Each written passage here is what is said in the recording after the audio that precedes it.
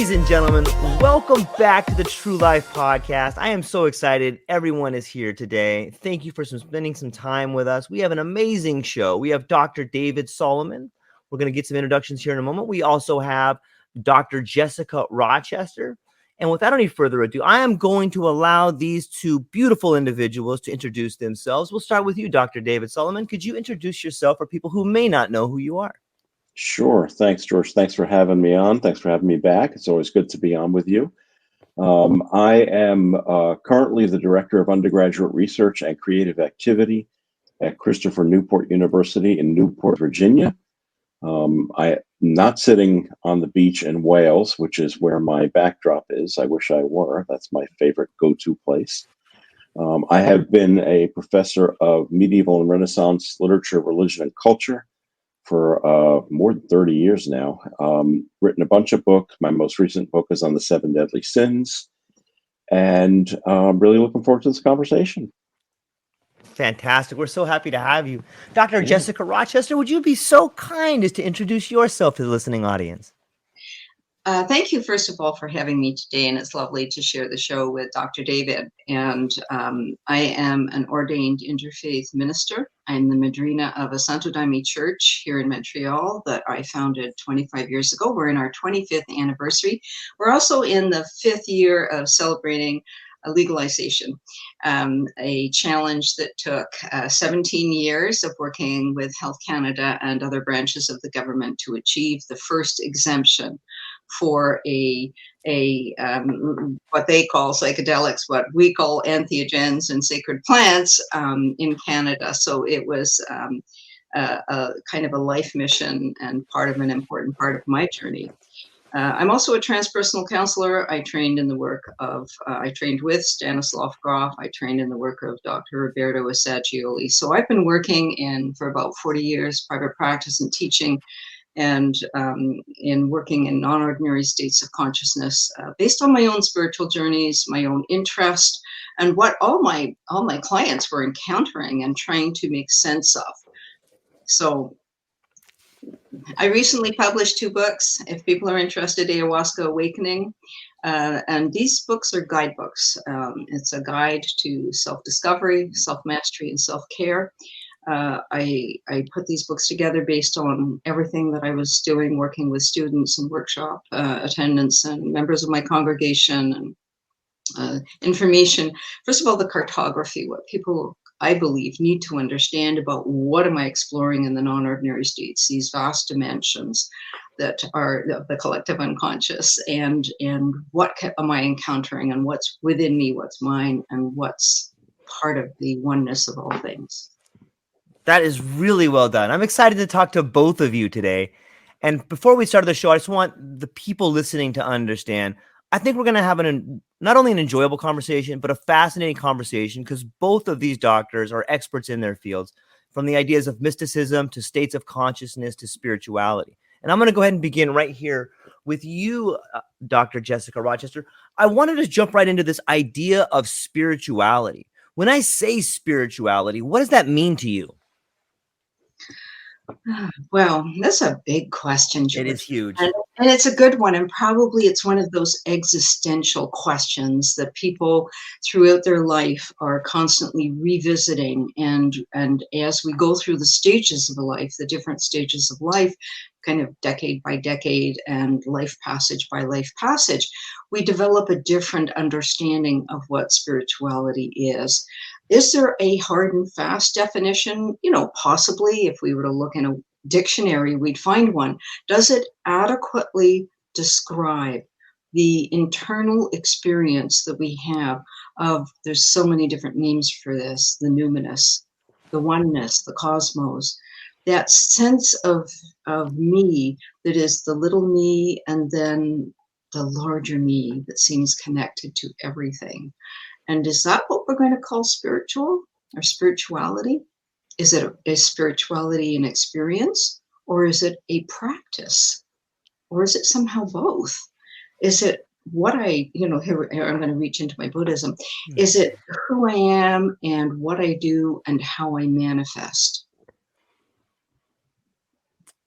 Not sure if I've answered your question. It is. It is. It's a, like you said, it's a very big question. And I think that there are a lot of answers, and everyone may have their own answer and their own idea of it. And I just love the idea that we're getting it out here and trying to figure out, how do we really get our arms around this? Dr. David, when I say spirituality to you, as someone who has an incredible background in European mysticism and religion, when I say spirituality, what is it that you think about? Yeah, I mean, for me, it oftentimes is a what it is not. So when I deal with this question with students, with my undergraduates, oftentimes it's making the distinction between spirituality and religion, or spirituality and theology, and talking about the fact that one can be a very spiritual person and not be religious in the least. And so really looking at the ways in which the spiritual is trying to tap into, as Dr. Jessica just mentioned, the Jungian phrase, the collective unconscious, sort of, tapping into that thing that makes us all human. What is it that makes us human? And that is very different from religion, which is an organized artifact that is created by human beings. And it is certainly very different from theology, but we can go there another time or later. But it oftentimes, when I teach a course called Spirituality and Mysticism, and it really is a soup to nuts, starts back in the Greeks and then just goes forward chronologically. It's a very sort of superficial survey, if you will, because it is an introductory course for undergraduates. But I always say to them on the first day of class that if you took this course because you saw Jesus in a tortilla last night, this is for you. That's not what we're doing. And the academic study of this and the academic thinking about these areas is very different from the kind of personal experiential take that some people have. Now, you can blend the two, to be sure. And George, as you know, in my work, I talk a lot about my own personal experiences, Right. And how they relate to what I'm thinking about. But I think the problem is when we get the line too blurred there, it becomes difficult to talk about these topics in any kind of objective way, which is really what I think many people are craving. Yeah, I would agree. Those are really great points to bring up. Quite often we hear people in science talk about the subjectivity of experiences. And, it's a great point because I would love to get into this idea of science and spirituality. Dr. Jessica, it seems to me that there has been a wedge driven between science and spirituality. However, when we look back to some of the times that came before, it seems that science and spirituality were the opposite sides of the same coin. And in an odd way, it's almost as if we're seeing them being rejoined today, like this world of, I was going to say specificity. I can't get the right word out. Excuse me. Specificity. Yeah, thank you so much. Maybe even specialization. It's early for George. He's in Hawaii. The sun hasn't even come up out there yet. It is early. So I guess my question, Dr. Jessica, is this idea, or is this a renaissance or a bringing together this time we're in? Do you see a reemergence of science and spirituality coming back together? Well, fingers crossed. I'm hoping. Okay, I'm sure that there's a group of us, a percentage of us, of the human race who hope for harmony, and harmony being something that you can live in a moment by moment, but it can also be a goal that you can work towards, right? With your fellow travelers, and so we can see that these things happen kind of in waves, and if we're wise, we learn what interrupts. Okay, and what interrupts the harmony? What gets in the way of science and spirituality coming together? And if we look at that, we can always see that it's the lower unconscious of the human experience. It's the need for power, for money, for glory, for and that narcissistic kind of modern view that everything, I need to have it and I need to own it and I need to make it mine. And this innate territorialism that exists within all of us, that when not understood, when we don't make an effort to understand our lower unconscious and our instincts and all of these things that we're hardwired with, okay, and come to terms with them, and learn how to manage them, then they will act out. And we see this in societies, we see this in individuals, we see this everywhere. And this is where religions went wrong, when they took the teachings of great teachers and they took the life stories of great teachers and they turned them into dogma. Dogma that then people sadly turned into tight, rigid belief systems, which then got turned into, you don't believe this, you die. Okay. And we get to take all your money and your, land and everything else you owned. And so we see this repeated over and over through the history of the human race. And who are the usual suspects? Is human lower unconscious drives, that greed and competitiveness and territorialism.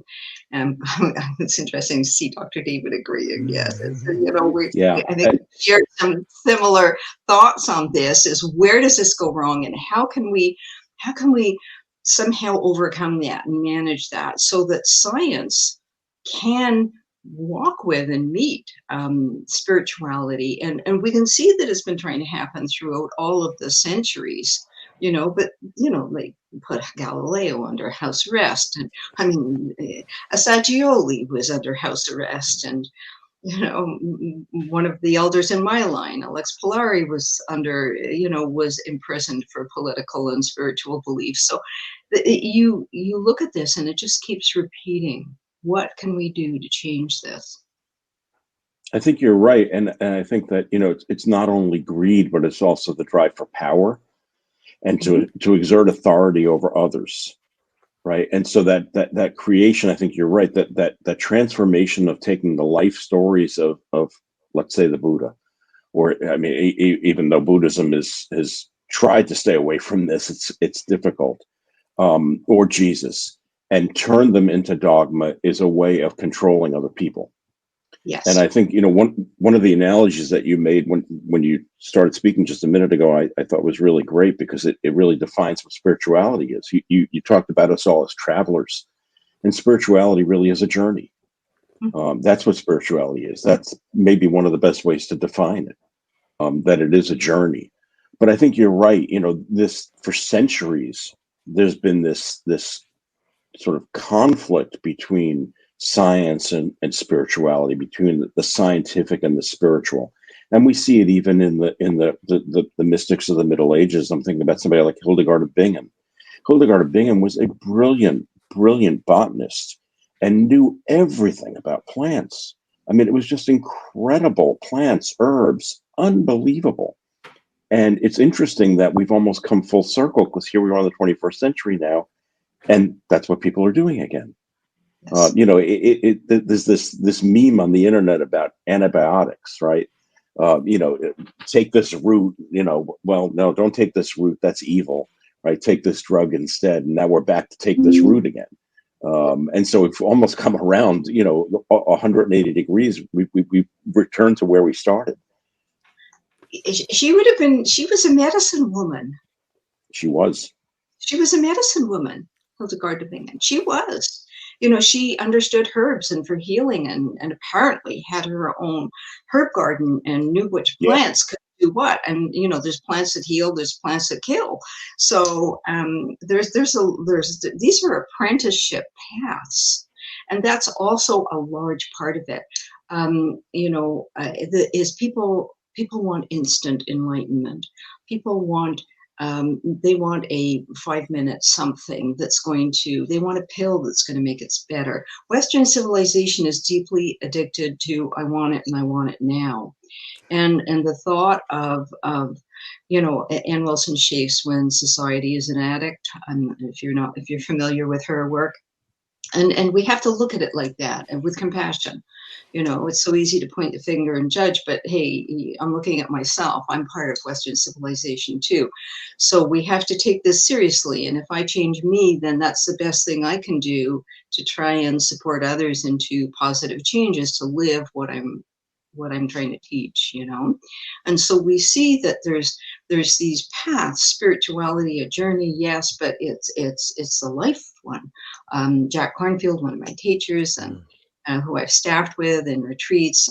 His work is wonderful for those of you who don't know it. He says enlightenment, it's the journey. It's not a place of arrival. It's that moment by moment. What it is, it's enlightened activity. In other words, in this moment are my thoughts, my words, and my actions full of light? Will they bring light? Will they shed light on whatever this moment is? Now, that's not easy to do. Let's be honest. True spiritual paths, if we're going to really let our spirituality unfold, these are apprenticeship paths. You're going to be doing it for the rest of your life. The same way an artist is always working on the art, a musician is always, his name slipped my mind, world famous celloist, was being interviewed. Yo-Yo Ma. Yeah, and thank you. In his 80s, I think it was Yo-Yo Ma. And if it's not his story, if it's somebody else's. Or maybe Pablo Casals. So he was asked, Pablo Casals. I know who you're talking. Yeah, it's Pablo Casals. He was asked, he was in his 80s, and he was asked, do you still practice? And he says, oh, yes, I practice every day. And he says, really? The interview says, really? And the journalist says, yes. And I actually think I'm starting to improve. Yeah. So this is true spirituality. I think I'm starting to get somewhere. I'm realizing how little I know, that what I know is a grain of sand, which is the reverse of Western civilizations. I know everything. So yeah. Well, it's looking at life as a process, right? And not focusing on product. And that's something which is rather anti-Western. Right. I mean, we are trained to look at, eyes on the prize. Right. Yeah. We're going after something. We're going after the brass ring. And we're looking to get something. And if we look at it more as a process, as a journey, and this is where, I teach a course on Jungian archetypes, and I do a lot with Jung. And, this is right out of Jung, is this whole idea that you may not make it to the goal. It may not reach it. It's funny. My students will say, well, do you think that Jung ever experienced individuation? And I say, well, probably not, because he doesn't really make it clear in his last work that he has, gone over the mountaintop, as the case may be. And my students are just horrified at that. And they're like, well, why would you work at all this if you're not going to achieve it? Because they're so ingrained with the idea that, you work towards a goal and you get something, right? I mean, it's the trophy generation, right? exactly, Where you achieve something and you have to get something as a result, something tangible. And life doesn't always work that way. It's a great point. And it brings up this other idea, like, those are great points. And I just want to ask you, what I'm hearing in here is this idea that suffering is kind of the journey. And I think spirituality addresses suffering, where in the West and even in science, it seems to deny that suffering is something worthwhile. It seems to turn its focus away from suffering, where spirituality is trying to explain to you that suffering is the thing that's going to get you where you need to go. Dr. Jessica, what is your take on this idea of suffering and spirituality? Well, so many things pop into my mind. The four great truths of the Buddha, life is difficult. No one escapes illness or suffering. We all age, we all die. These are, four pillars of the foundation of understanding life. If you don't get that, and we all have our nose pressed up against the first one and don't like it. Life is difficult. We don't want life to be difficult. In Western civilization, we're spoiled. First put my hand up and say, yes, I'm spoiled. I turn my tap, I have water, I can drink, I flick a switch, I have electricity, I can see and use my computer. We're so spoiled and we take it for granted. We forget that life is difficult. So when difficult things come along, we aren't prepared for them. Nothing, and in our civilization, we're trying to protect our children, and we're trying to give them only good and beautiful and wonderful experiences and protect them from, we pretty up aging or we disappear at somewhere, we pretty up suffering.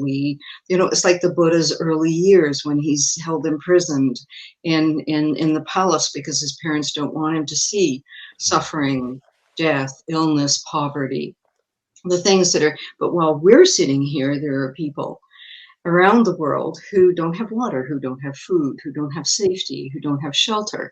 And that's the reality. And how do we teach our children to have gratitude for all the good things that we have, but not to take them for granted? And that's not easy to do. And if you don't have those principles in your life, principles of gratitude and not taking things for granted, if they're not there in your life, how do you teach them to your children? Yeah, it's very difficult. And I think that's one of the real balancing acts as a parent in the West, which is the only way I can speak to it because that's all I'm familiar with is being a parent in the West, is balancing that protection with the danger of insulation and isolation and ending up locking the child up as the Buddhist parents did early on in his life to protect him. I think that the reality that life is suffering is difficult and is something which some people know rationally and intellectually, but they don't really understand it. And if you forgive me, let me tell a quick story. When I taught in South Dakota, I taught in Western South Dakota at a university for 5 years at the beginning of my career.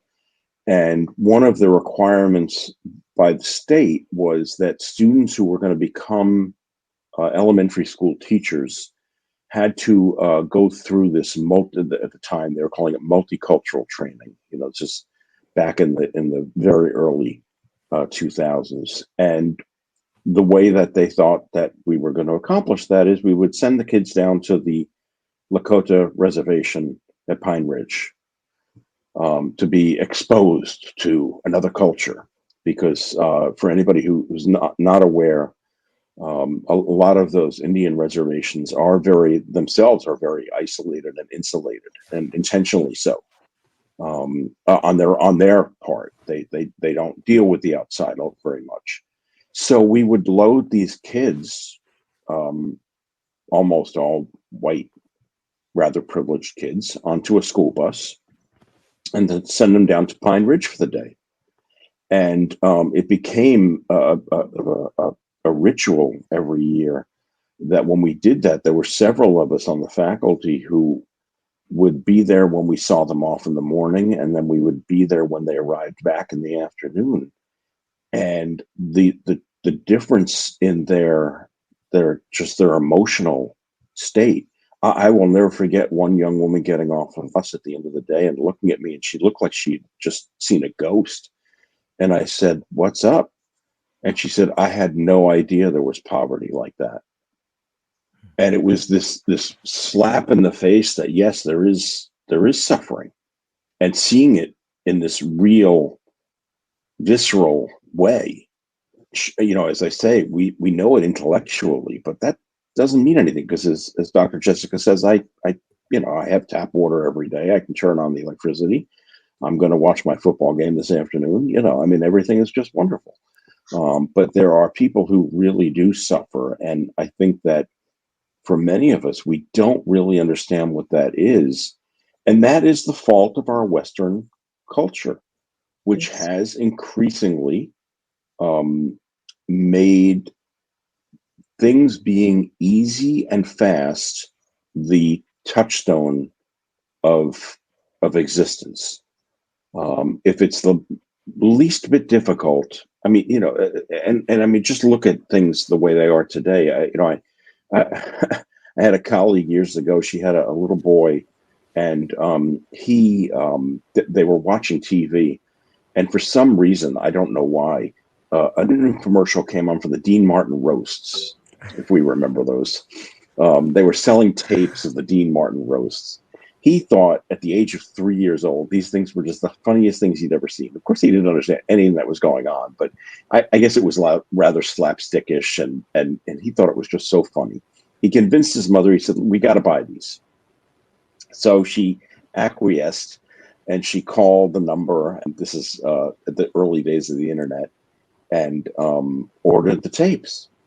And she hung up the phone, and he said, okay, let's go. And she said, where? And he said, out to the mailbox. Because he just expected that they were going to be there immediately. Because that's the kind of culture that we live in. And I just think that that example is just a perfect example of how, we look at delay. And I think, Dr. Jessica was talking about this with the spiritual journey. We look at delay as equivalent to suffering. Oh, I can't have this now. Oh my God, is that just awful? I'm just horrible. I can't have this now. I have to wait, because Amazon Prime isn't going to deliver until tomorrow. Oh, well, I'm always amazed when things show up so fast. Are you familiar with the Fathers of the Desert? Because they have. Absolutely. Yeah, I assumed you would be. So one of their principles is the ability to delay gratification. Right. And these are, these core principles that we can talk about are so profound. It doesn't matter if they were, kind of sketched out 2,000 years ago, 6,000 years ago, 10,000 years ago. They are so relevant to today. The same core teachings, they're not going to change. 1,000 years from today, they will be saying, oh, these core teachings are the same. Okay, life is difficult. We all need to learn how to have the ability to delay gratification and develop patience and respect and all of these qualities that we need to have.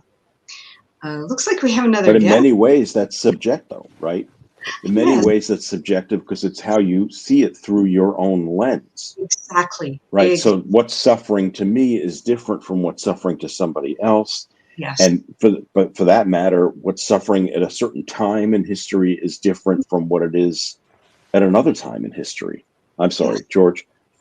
No problem at all. It's such a fascinating conversation. And I keep hearing points, and I'm like, oh, yeah, that's beautiful. Oh, that's beautiful. We should talk about this. But before we continue our conversation, I wanted to introduce Benjamin George, a.k.a. Mr. Wizard. Benjamin, we're here with Dr. David and Dr. Jessica, and I'm confident that Benjamin can jump in. He's one of us in that he has the ability to quickly follow and understand. So, Benjamin, thanks for being here today. And since you are just popping in right now, I have a question that's aimed for you, my friend. All right. So as you were able to jump in here, we began talking a little bit about suffering and what it means to you and experiencing it. So let me just pass that off to you. In your idea, when I say suffering and spirituality, how do you think those two things are connected? Very intimately, typically. In my experience, I would say my suffering led me down a path of spirituality. And it was just one of those, I came at it from a very different perspective. I was raised in the church, and then shortly after I became kind of involved in technology and science and process, I left that path and was, very much a systems guy and, trying to figure the world out from that perspective. And in doing so, it led me to, a theory of information. It led me to the philosophy of my book. And through that whole experience, all of a sudden I found myself back on a spiritual path. And that whole process was in some instances, a very strong, long path of suffering. Due to choices I made, obviously, many of them, but also because of the world. And that's kind of where the philosophy was born, to kind of, take that idea and how do you remove suffering from somebody's life? How do you allow them to take that step through suffering? And that's where kind of the philosophy of no absolutes in part was born from. It's interesting. And you know, let me shift gears for a moment here. And hey Ben, can you turn on the gain on your mic a little bit? I think it's I think it might be nice. Or let me just try it like this. I'm sorry. Okay, that's better. I just put on that side.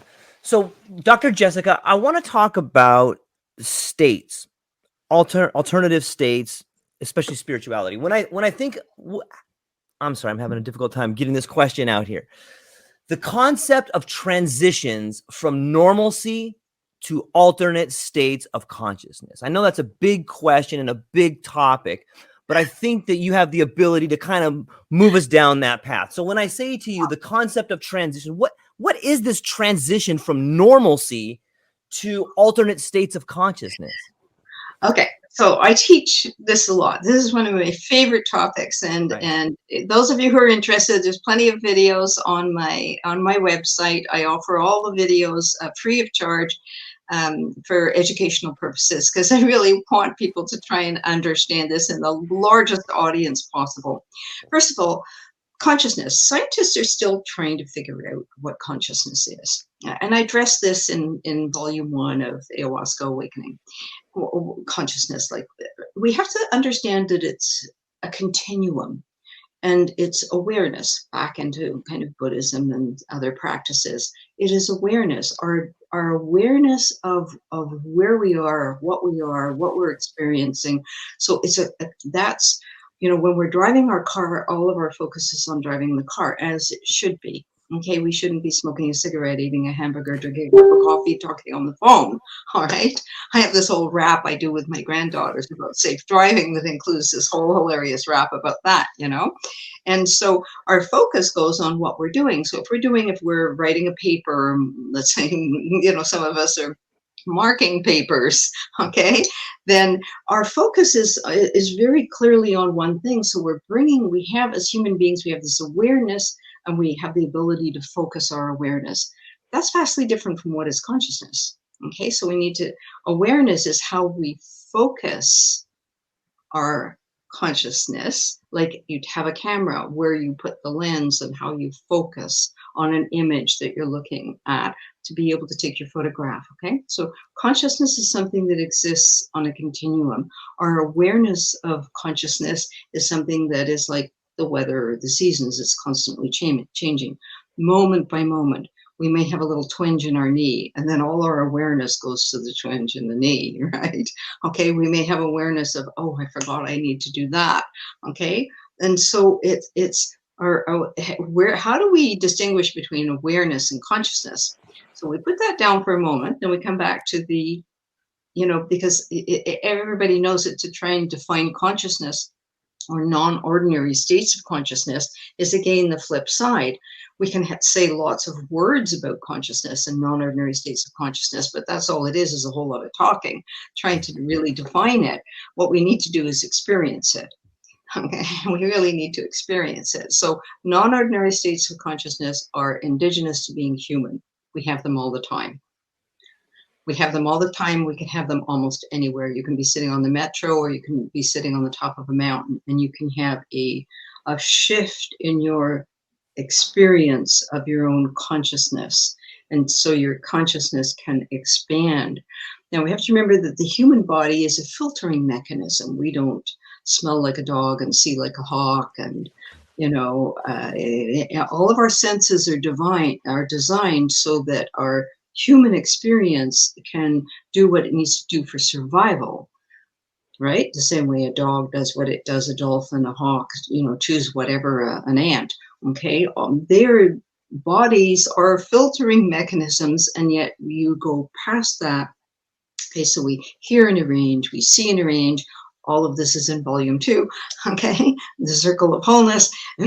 We hear, see, smell in a range, because can you imagine having our awareness / consciousness so that we could experience everything, smell everything, see everything, hear everything? We'd go cuckoo within seconds, because the incoming stimuli would be overwhelming, simply overwhelming.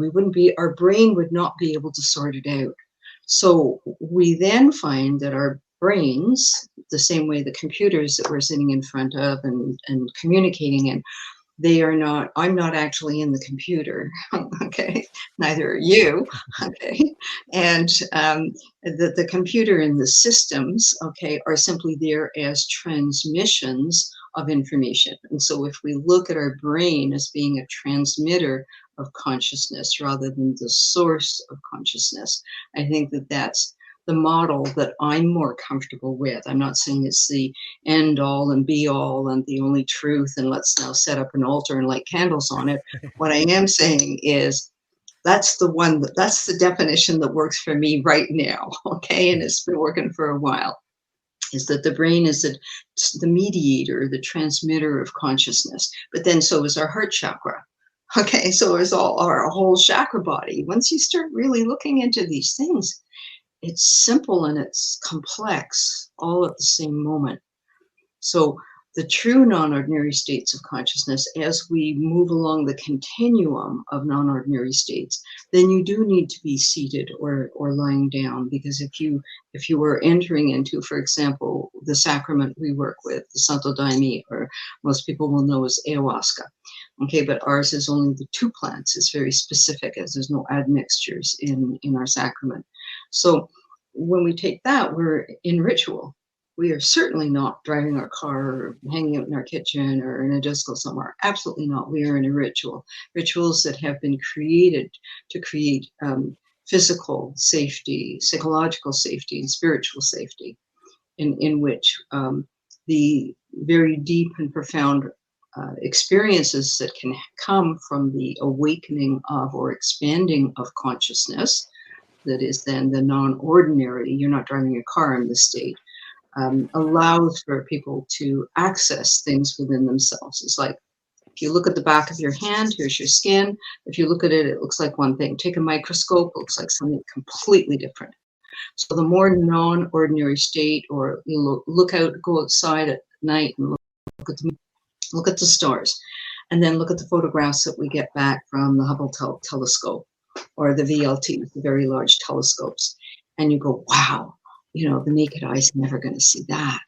So those are some analogies about non-ordinary states. Again, I probably haven't even touched answering the question. I'm sure that Dr. David and Mr. Wizard can jump in with some more add-ins. Well, Dr. Jessica, let me ask you something, because you mentioned, I like that idea of talking about consciousness. The brain is a transmitter of consciousness. Did I get that right? Yeah, a mediator, a transmitter. Yeah. Mediator. And the problem, of course, for many people is, and again, we're mired in the West because that's where we are, is that doesn't work because they want something tangible, right? The scientific, rational 21st century mind wants to be able to point to the spot and say, that's where it is. And that's why, you know, the faculty of psychology of somebody like Thomas Aquinas, and then as it developed later on, was so attractive because, oh, well, this part of the brain is responsible for my feelings of lust, right? And I could point right to it and understand that scientifically, well, pseudoscientifically.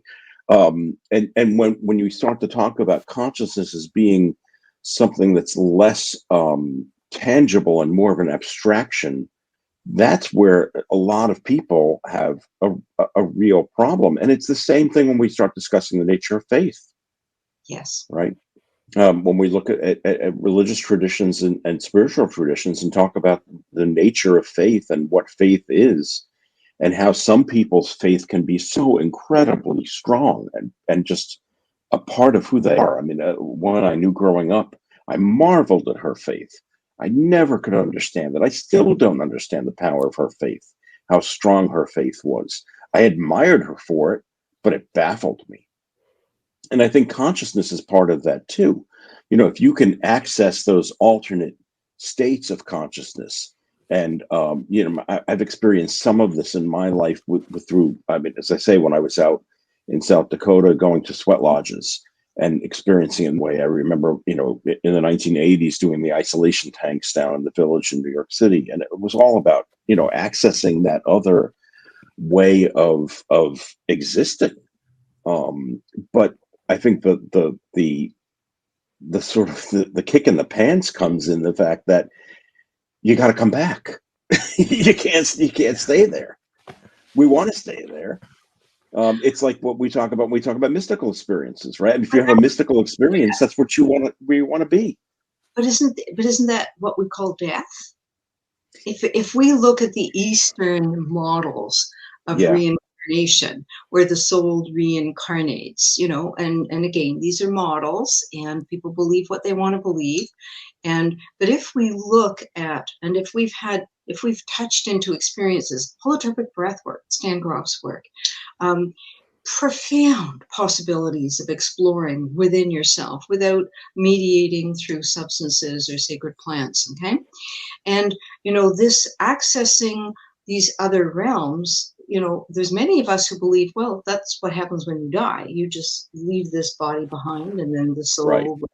For people who've had encounters of experiencing past lives, people who have had experiences in their life of connections with the deceased, with their ancestors, with loved ones who've passed. I mean, there's so much research on this. We can't ignore it. There's but they're glimpses, aren't they? They're glimpses. They're moments. They're not sustained. I don't think they can be again. And then how they function in real life.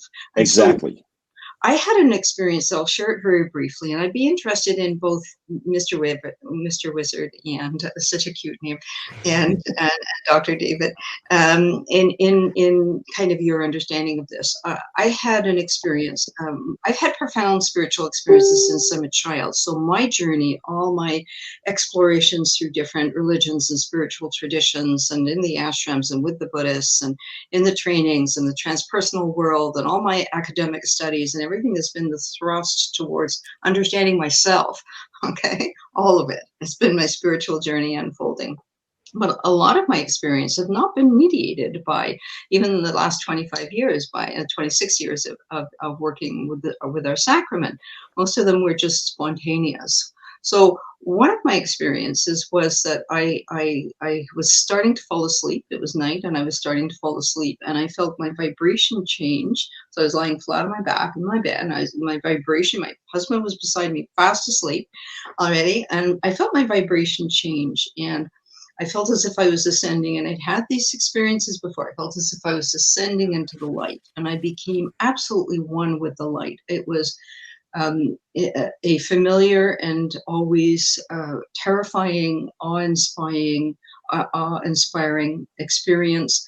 You have that mix of tremendous fear in there. It's automatic because it's like what they say about the old prophets. They felt, they felt like they were dead. And in that moment, my mind crept in, and I felt like I was on the ceiling of heaven, and kind of plastered up in this light where everything was unity, oneness. And something in my mind spoke up and said, "What is beyond this?"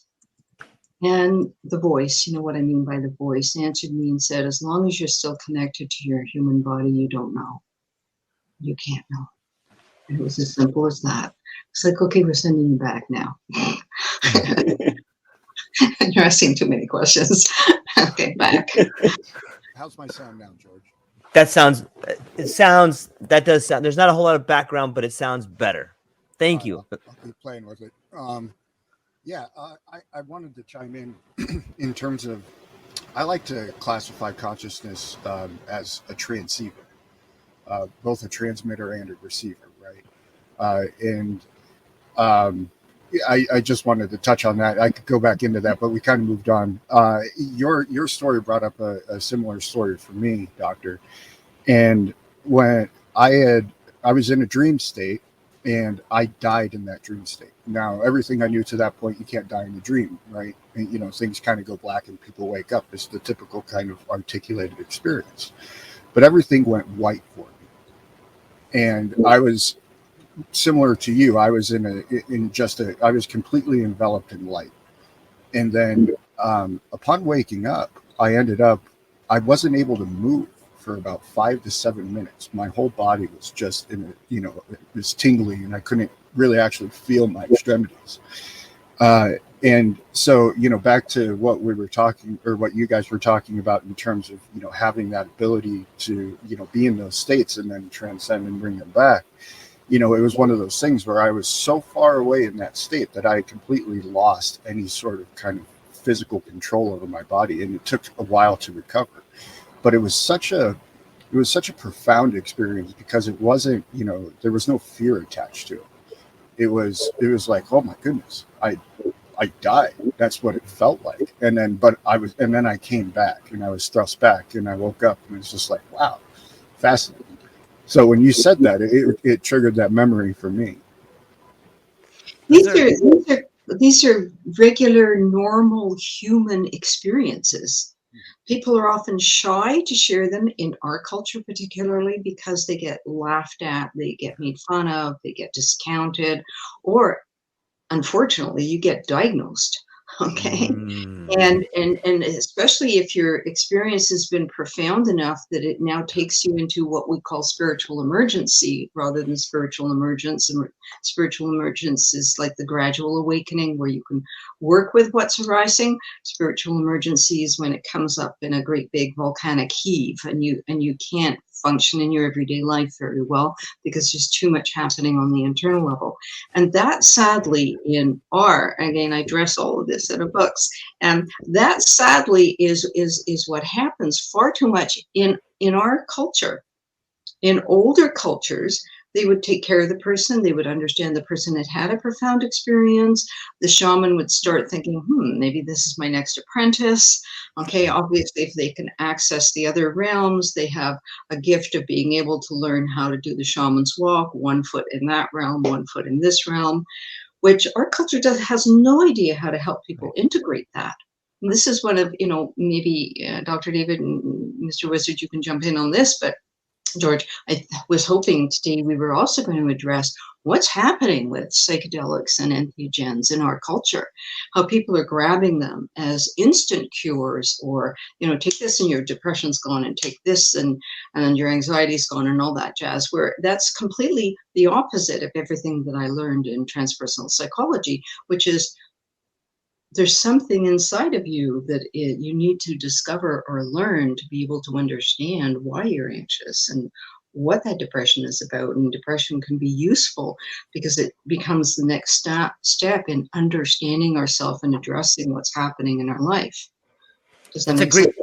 It makes perfect sense. And I think it's a perfect segue into this idea of the reality in which we live. I had written down that I think that the Western culture we live in, and this is going to move us onto the world of psychedelics and the world of spirituality and how they intertwine, but I think the public sees this area of spirituality and psychedelics as not only as unscientific, but as alien and menacing. Alien in its connection to Eastern thought, and menacing in its potential for social disruption withdrawal.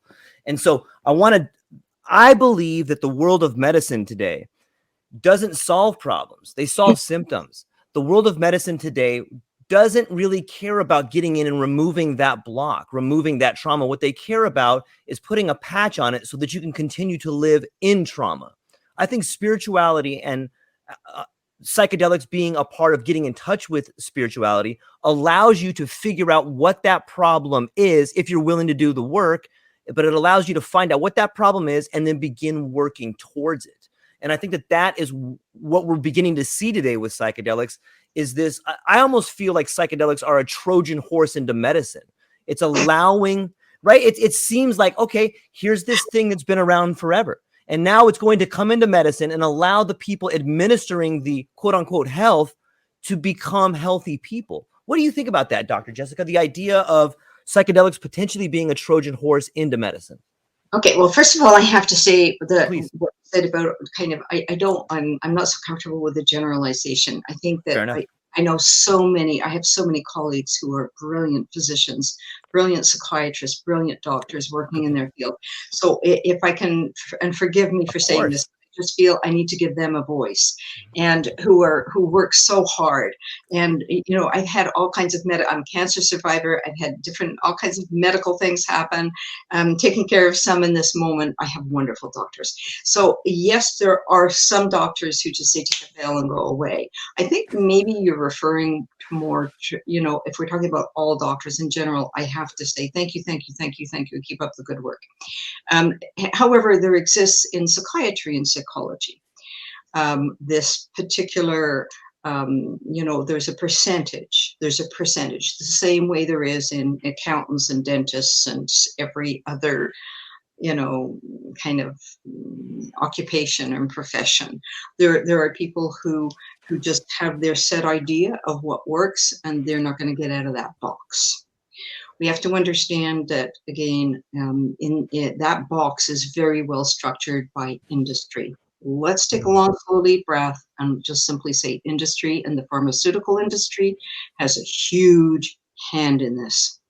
And as an example, many years ago, I've lectured at all the hospitals, and I was lecturing up at the Allen Memorial to all the psychiatrists, and they were coming and going as their call beepers would go off, and whoever was on call. And when we came to the question period, one doctor said, I came in late because I was on call, and I don't know even who you are, but I want you to know, this was so refreshing. This is the first time in 2 years that we've had a speaker who was not a pharmaceutical rep. Wow. So that's the core. That's at the core is we have to look at how do we navigate in a world where industry plays and money plays such a large role in what doctors learn, what is happening in medical school, certainly what's happening in psychiatry. People want answers for suffering. Everybody, we don't like pain, okay? Whether it's emotional pain or physical pain, none of us like pain. Can we learn how to manage it? Yes. Would it be wonderful if we were taught breathing techniques and relaxation techniques and herbal remedies and changing our diet and physiotherapy and exercise and all those wonderful things that help with emotional and physical pain? But that's not where our medical system's at. Okay. Did I answer your question, at least in part? Well, and the problem is, and I like the distinction that you make. It's dangerous. I think it was, William Blake said, all generalizations are bad, including this one. The problem really surfaced when Western medicine got mixed up with something called capitalism, right? And became a business. You talk about big pharma. It's disgusting what's going on. And so I think that's part and parcel of it. I remember the first time that I went to go see a so-called naturopath when I was in graduate school. And I was stunned that he sat with me and talked to me for an hour and a half. I'd never had a physician do that in my entire life. It's mind-blowing to me. It makes me, we talked earlier about goal orientation and process orientation. It seems like modern medicine has more of a goal orientation and tinged with consumption. Like this idea of goals and consumption have seemed to be what the West has moved on, where maybe this idea of spirituality is more of a process. And that gets us into the idea of suffering and healing. Healing seems more of a process, and goals seem more of like more of a consumptive process. And I think that's what big pharma is. It's like this melding together of consuming, which is a mindset, as well as a goal-oriented process. But what do you think, David, about the idea of goal orientation versus process orientation?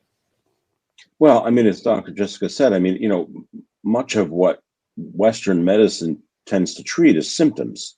Right. We don't look at the source of pain and suffering. We look at just putting a Band-Aid over things so it can continue on. And of course, big pharma has just, loves that, because you're going to continue to take the meds. You're going to continue to pass. One of the most frightening ideas that I've read in the recent time is the idea that we cure cancer easily. But if we do it, what is that going to mean for our structure our economic structure, so much of which is looped into what now has become a cancer industry, right? Between big pharma and the medical industry, and it's mind blowing to think about what it will look like if and when we find the cure for cancer, so called. What will that do? I mean, it will really transform us as a species, but it's also going to transform our culture and our society in tremendous ways. I mean, I'm too young to have lived through the polio vaccine and what went on with that, but I'm sure that was something similar. Well, do you actually think, I'm not sure where we are on time on the show now, George. You're the clock keeper on this, I guess. But I'm a lot older than you guys on the show. I'm 73 today. It happens to be my birthday, and it's kind of funny. Happy birthday! Thank you so much. So I remember before television. I've seen a lot of changes. That my mom is 101 years old. I was just speaking to her before. So there's been a lot of changes in the last 100 years. I personally I don't think that they're ever going to find a cure. I think they continue to find better treatments. And I think that cancer is something that they find cancer everywhere they do autopsies and they do examinations. They find cancer everywhere. I think it's just part of being human. And I think that if we're really healthy and well, then our body is able to take care of those little mutations that happen from time to time. And if we're not well, or if we have some genetic factors that just load us in a certain way, these are things that they're finding out. And it's been my belief that, as I said, I've lectured in all the local hospitals here and wherever I can, wherever I get invited, wherever people are interested in trying to have a broader perspective on things. And I think that if we can support our doctors even on an individual basis by giving them the positive feedback and telling them, listen, I realize that I'm going to change my diet because I need to lose that extra, whatever it is, weight, or I'm going to start an exercise program, or can you send me to a nutritionist? Can you advise me to go, somewhere? So we need to, instead of going in, I have an ouchie, can you fix it? Because we've trained our doctors to, I have an ouchie, can you fix it? Okay. Instead of, I have an ouchie and I would like to learn how I can work with that ouchie. Okay. What can I do? And all my doctors know this about me. They know that I'm going to say, okay, well, what can I do? I don't want to just take, this. I'm going to take the least amount of your medication that I need to manage the situation until I can space it out or not take it at all. I'm grateful for antibiotics. I'm grateful to the pharmaceutical industry immensely. Thank you for the anesthetic when I've needed surgeries, instead of like a piece of wood between my teeth and maybe some bottle of rum or something. Thank you for the general anesthetic. I was, and for all the skills and everything that they have. I have all the gratitude for that. Thank you to the pharmaceutical industry, but I don't want to give you too much power. And we have to take responsibility, which we as a people, I don't think we do, because we go in, I have an ouchie, give me something to make it go away. Instead of, I have an ouchie, help me understand how I can work with the ouchie. Maybe I need to have a postural correction, or maybe I need to take up an exercise program, or need to work with stress management, or maybe I need to get a divorce or change my job or go back to school. And that's going to fix my ouchie. And I think a lot of this stems from, and George touched on it earlier, especially in the West, we have this just robust system of consumerism. And when you factor that into, now medicine kind of has a central capitalistic component, which you touched on, I think that kind of paints the picture for the world that we inhabit today and what we see and why people have these reactions to this, and why a lot of people, are looking at psychedelics as, hey, I can go have a ketamine retreat and all of a sudden I'm cured. I think this all kind of plays together. And I think, to George's point, a little bit of the Trojan horse, I think we're going to see the next steps in this kind of be, you will have two paths that kind of emerge. You're going to have a lot of these kind of retreat things that are going to be a promise of cures and fix-alls and fix my ouchie, please. And then I think we're going to continue to see another growing path, which is more in alignment to the spirituality side of things, where, you know, it is taking the reflection in the black mirror. It is doing the work. It is walking down the path. It is, you know, figuring out what can I do that helps, you know, fix my ouchie. You know, what steps do I have to do? What sort of exercise do I have to do? What sort of nutritional changes must I do? And I think, you know, we've talked about it in other podcasts, but, you know, everybody has the idea that things are cyclical. And I think, you know, things are cyclical up until the point that that's basically bringing you back to that point where if it's letting you know that, I'm sorry, my volume keeps messing up on this. I don't know why. But it brings you back to the point of again, you're repeating these processes, and those are the moments I think are inflection points where this is wild. I don't know why that's happening. I'm sorry. These are inflection points where if we can make these changes, if we can have these reflections, that's where we get to move up in a helical process. And that's where the growth comes from. That's what, you know, I would call it even, you know, a bit pretentiously the path to enlightenment. But speaking to what Dr. Jessica was talking about earlier, we go back to the noble truth that life is suffering. I mean, many people just have this complete aversion to that idea. So, you know, and I love our collective discussion of the owies, right? I mean, you know, if I've got an owie, I want it fixed because I don't want to suffer. Life shouldn't be suffering. I don't want to suffer at all. And so that sort of drive to get the magic pill, right? I mean, you know, people go, they don't want to do the work. And I think they don't want to do the work if it's a physical owie or if it's a psychological owie, right? The psychological owie, they just, you know, give me the Xanax. I'll be fine, right? Give me that instead of doing the work. And doing the work, which is something which, you know, so many therapists like to talk about. You know, you got to be willing to do the work, and it is a very active involvement in your own suffering. You have to go down deep into that in order to understand it. And that is A, incredibly difficult. B, it can be terrifying. And C, it is not going to happen overnight. It's going to take a while. And we live in, you know, the instant culture where, you know, I'm going out to the mailbox. Where are my tapes? Right? I just ordered them. That's beautiful. I want to read a quick passage that I think ties together this idea of suffering, the idea of medicine, the idea of mysticism, and the accounts of someone from long ago. And I think it ties together just so much of what we're talking about. And so if you'll just allow me a moment here, I think everybody will enjoy this, and I would like to get your guys' opinion on this. I saw an angel close to me on my left side in bodily form. This I am not accustomed to see unless very rarely.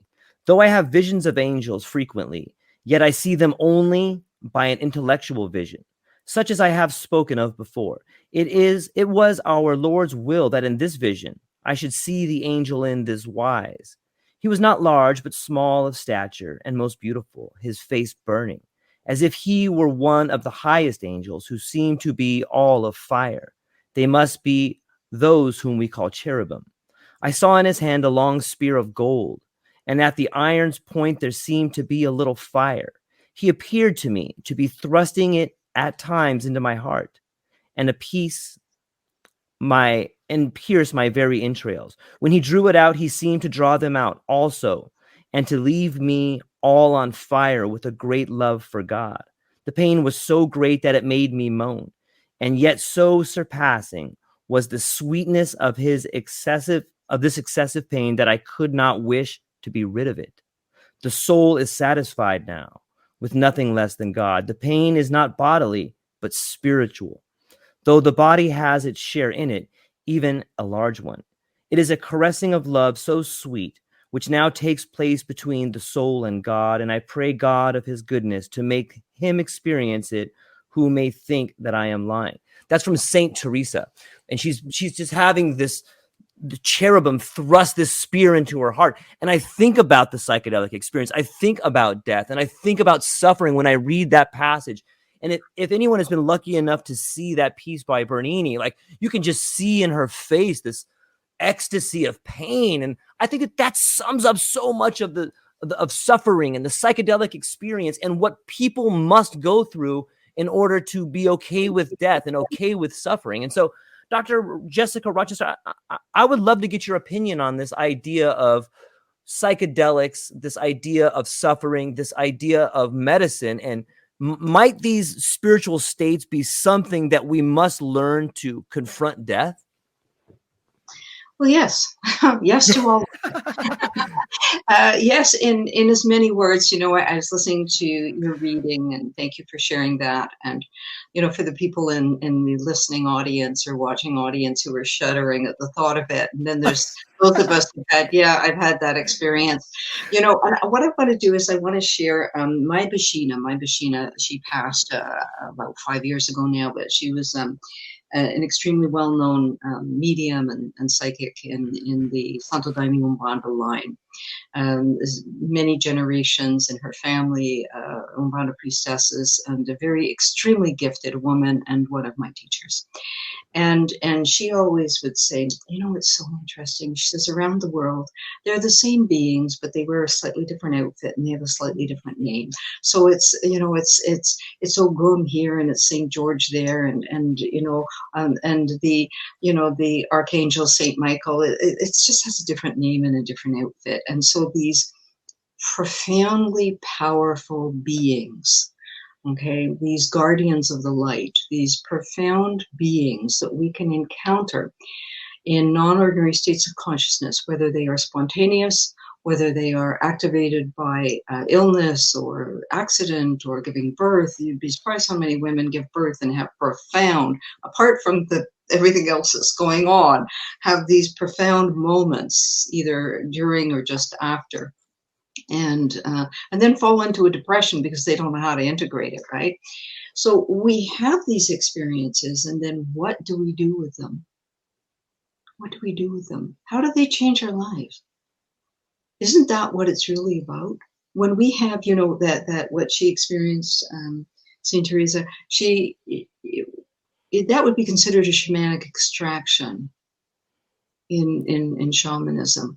What she was experiencing. So you just take the slightly different setting and culture, and this is a classic shamanic extraction in which a being, however the being appears to you, goes into your physical space and starts extracting and removing things that are. And I've had this happen to me spontaneously, and of course in works when we're taking our sacrament, where you actually have the experience of something being removed from you or something being changed. I remember a long time ago now, many years ago, sitting quietly in a work, and it was actually Maestri walked into the work, and he stood beside me, and he kind of put his hand in my head, and he rearranged something.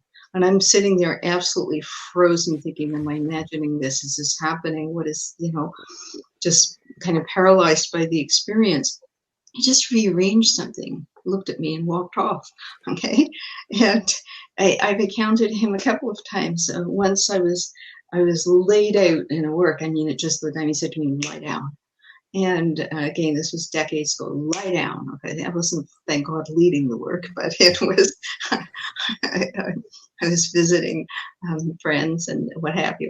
So I lay down and opened up. And again, I felt Maestri walk in, and he stood. He just stood in my first chakra. And he looked down at me and he said, this is grounded. Got it? Walked away. And it's like, how do I live with that now? So, this is grounded. Maestri, what did you mean by that? And these profound experiences, they change your life. If you don't work with them and allow them to inform how you're going to be with them and how you're going to integrate them and let them become part of your everyday life, then I believe that you become ill on some level. That blocked energy, that unintegration, that not taking the teachings and working with them it will lead to some kind of malaise somewhere. So again, I'm not sure if I answered your question That or was if I went off beautiful. on a fun tangent, but It was beautiful. I think it answered it really well, and I love the stories. I love the experience, and I think that the listening audience and everybody here is wildly excited to hear about it. And thank you for sharing it. It's really fun for me. And David, what if I asked you about that passage and spirituality? What would be what comes to your mind when you hear that?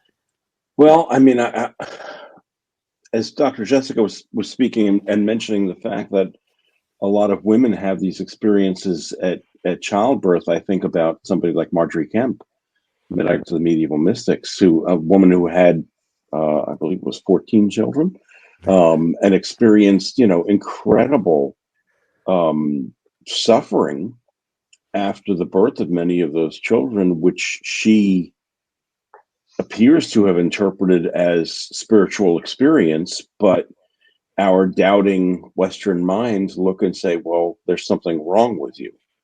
I think about, we mentioned Hildegard of Bingen earlier. There have been some recent studies in the medical journals in the last 20 years where they've gone back and looked at her writing and try to analyze her experiences from a particularly medical perspective to try to explain away what was wrong. And one of the classic explanations I remember that came out was an article published in a medical journal that said, well, Hildegard Bingen didn't have mystical experiences. She had migraine headaches. Look at the illuminations and the way that she paints the pain of God coming into her head. Those are migraine headaches. Recently explanations that Marjorie Kemp, when she fell incredibly ill and almost died, probably had appendicitis, given what she was describing. But again, it's this obsession that we have in the West with, we have to explain it away. It can't be something that is ineffable. It can't be an experience that is spiritual, because that's just a lot of hogwash. We have to understand everything rationally. And so if you have some kind of experience like that, as Dr. Jessica mentioned, you get diagnosed, right? You get diagnosed. You get a manual,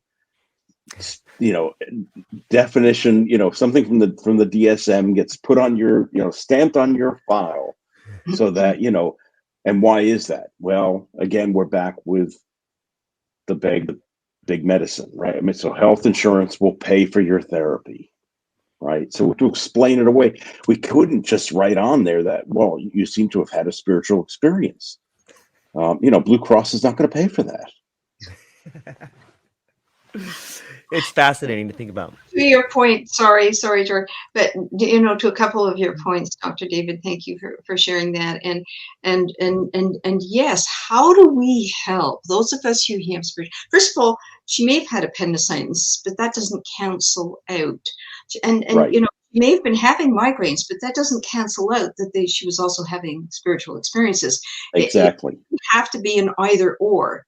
You can have an illness or a condition and still have spiritual experiences. And sometimes it's the illness that becomes the opportunity for spirituality to open, the same way that losing your job or getting a divorce or, some unhappy accident or something like that becomes the doorway through which you go, in which you develop aspects of yourself that are needed on, Joseph Campbell's work. The hero's journey is probably the penultimate description of the spiritual journey. It's the hero or heroine's journey. And along the way, we have companions, and along the way, we have to meet the dragon in the forest, and there's trolls under the bridge, and there's always that evil nemesis that we have to face down and come to terms with, whether it's the Darth Vader or the Wicked Witch. And we have, whatever form that appears to us in our life, we have to be willing to face it, because nobody. Well, and I like the idea that the suffering can be a portal to access that. I mean, and again, because I started my career working on the medieval mystics, I think about Julian of Norwich, right? Julian of Norwich, who was very ill, bedridden, And Yes. Jesus comes and sits down at the end of her bed and has a chat with her. And you say, well, what the heck is going on here? Well, I mean, it's her suffering that allowed access to that. There's a Sometimes, wonderful Larry Dossey story. Sorry. no, please, go ahead. Is he had the idea to write a book, but he was so busy he kept putting it on one side. And Larry, if I get it wrong, you'll forgive me. And so then his back went out, and he basically had to be almost immobilized for a big chunk of period of time, like 6 months or a year, where he was basically flat on his back until, after feeling, that first piece where you just feel sorry for yourself. Okay. And we need to allow that, but we don't want to indulge in it, and we don't want to set up tent and live there. Okay. That's a place to go through. It's like I always say to people, when you're going through a dark passage, you don't set up your tent next to the sea of lost souls. Okay. It's a place to honor, send light to, and keep walking. So as he was lying there and he got over the feeling sorry for myself stage, he realized, oh, maybe now's the time I can write that book. And he did.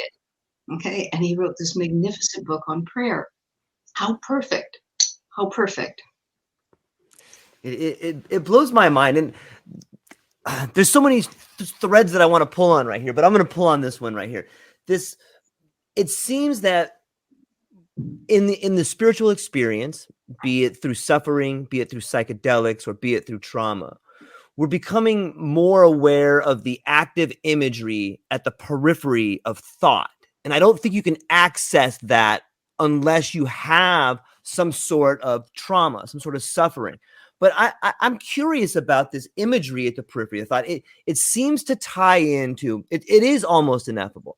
And it seems to tie in with why people are afraid to talk about spirituality, why people have a difficult time explaining spiritual experiences to people, the same way you have a difficult time explaining this imagery at the periphery of thought. And a lot of times in spiritual experiences or psychedelic experience, we get to a point where words and language fails. But might that be like an evolution? Might that be something that the human condition is working towards to be better? Does that kind of make sense? What do you think about that, Mr. Wizard? No, I think it makes a lot of sense. I think and it ties back into the hero's journey, and it ties back into,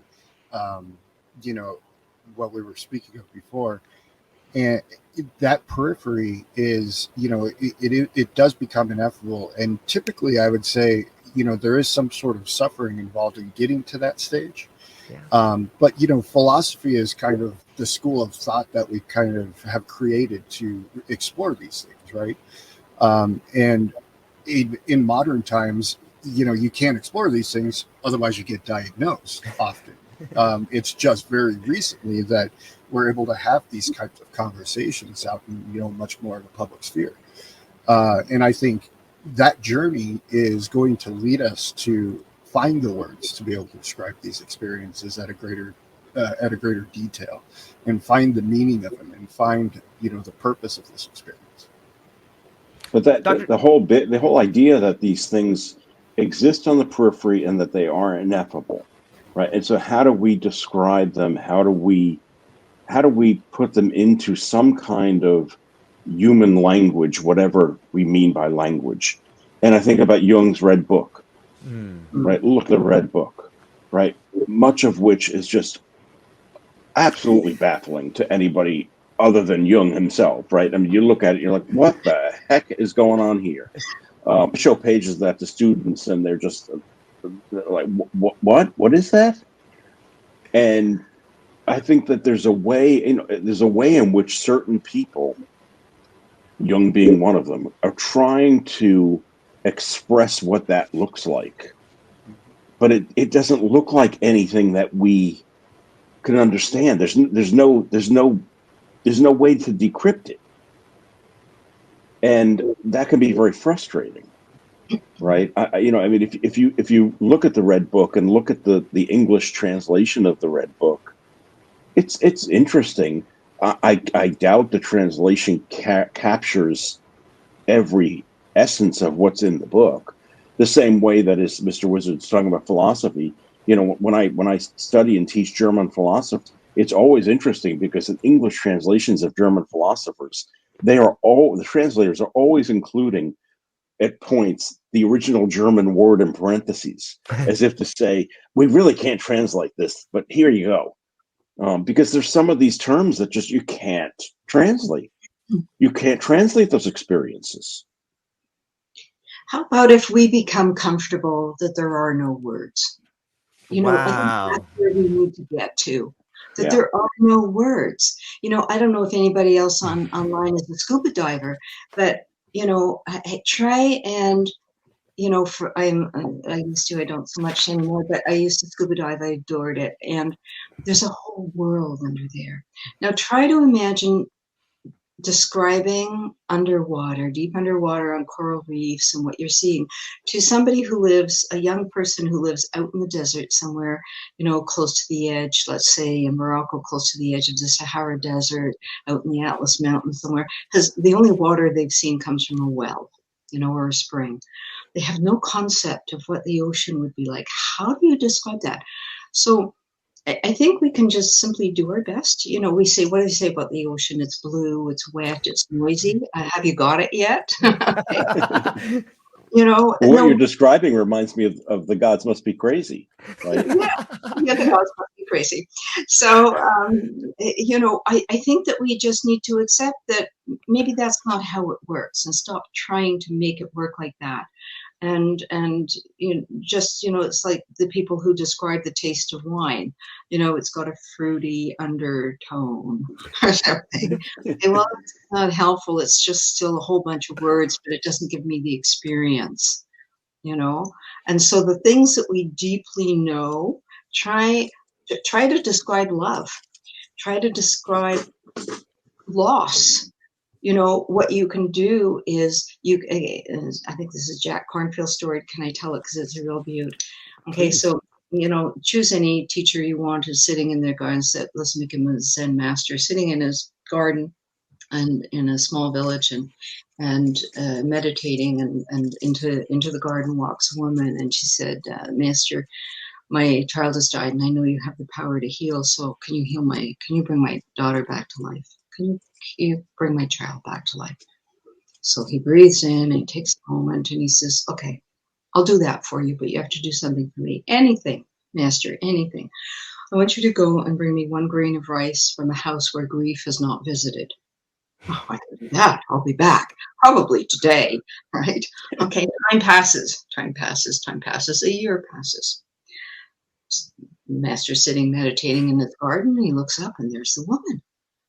And he says, you've brought me the grain of rice. And she says, no grain of rice. But in the year of sharing my story, my grief is healed. Mm-hmm. So her going and sharing her grief with people who had experienced grief. That's why support groups are so helpful. We need to share. People who've had profound spiritual experiences have problems in our culture because they need to speak to people who've had profound spiritual experiences. When I was having mine as a young teenager, the only solace I had at that point, being raised Anglican and in Montreal at that point where there was no spirituality per se, was reading the Old Testament and the experience of the prophets and saying to myself, well, they didn't think they were crazy, so maybe I'm not crazy with what I experienced, heaven parting with me, seeing things, and so the same way people who have grief need to share with people who've experienced grief, not try and explain their grief to someone who hasn't lost someone. You can't do it. Okay, and so people who have profound spiritual experiences, they need to share those with people who've had profound spiritual experiences. And that's, I think, the only way it's going to work. That's beautiful. That is beautiful. Thank you for that. It hits home in a lot of ways. I don't have any words to. And that's the definition of irony. What a rewarding conversation this is. I'm so thankful for everybody being here. Thank you for this. I'm not sure which way to yank the wheel here, but let me ask you this. At what point does at what point does contemplation become an alternate state of consciousness? David, do you want to take that one? I'm Dr. David. Would you like to take that one? That's an interesting question. I don't know. I don't know that I would talk about it as an altered state of consciousness. I would talk about it as a higher state of consciousness. That the act of contemplation and being a contemplative person brings you to a higher state of consciousness, a higher state of awareness, and more of a being more in touch with what it means to be human. I mean, I will often, sort of force my students into this state because, I mean, there is no room for contemplation today, right? I mean, life moves too fast, and contemplation requires time, and you got to slow down. And they don't do that. And so it's very difficult. I mean, I was reading something the other day for one of my classes that I'm teaching this summer, and it's a mildly difficult text, but it's not ridiculous. You just need to spend some time with it. But I'm really concerned that my students, that's not the way they work anymore. They don't spend time with anything. It's just, let's just get right through it.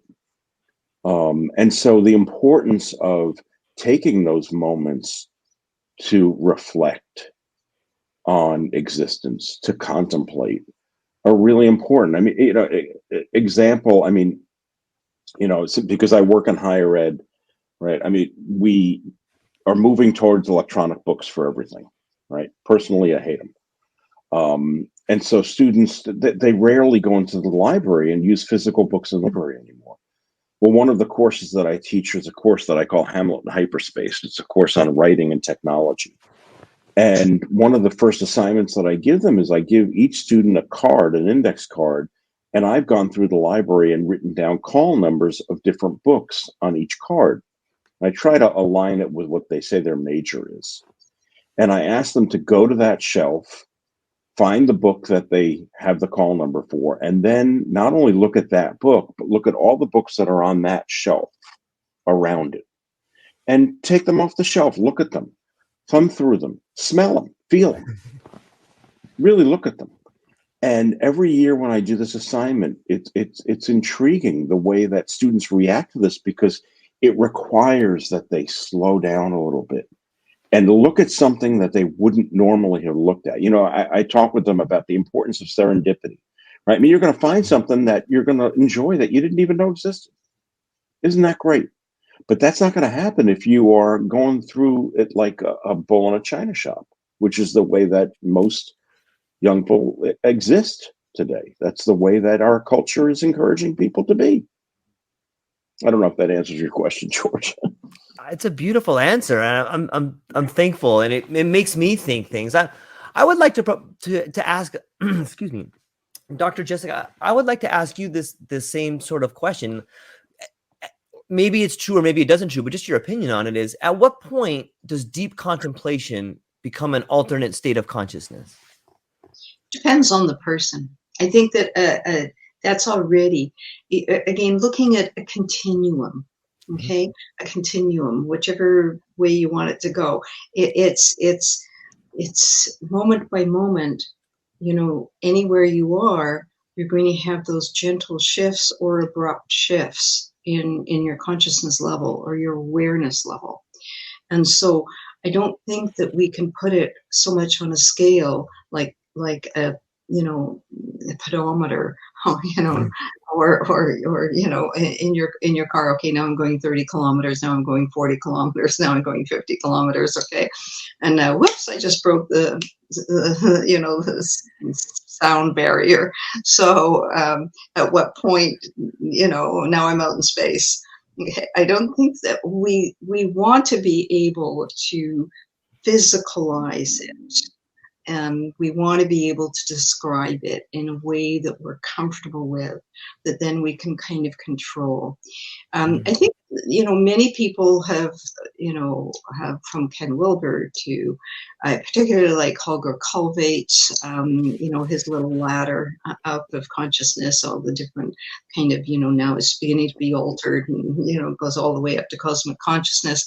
And we have to remember these are just models. I've got models and diagrams in my books, and they're just there to be helpful. One thing Stan Groff taught us was the map is not the territory. Okay, get it. A map is not the territory. Because in the beginning, you're so busy with the map, you're so excited about the new cartography that you want to keep you want to make the territory fit into the map. And it won't. The map, the cartography is simply a guide. It's there to be useful to you. It's there for you to use. But it's not the territory. When you're in it, you're in it.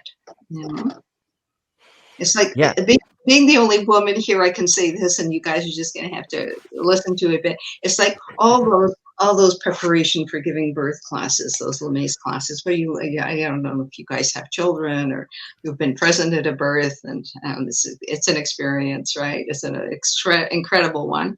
Okay, but you take all these classes where you're learning to breathe and puff and do all of these things, and what the midwife is going to do and the doctor is going to do, and you go in. Okay, that's the map.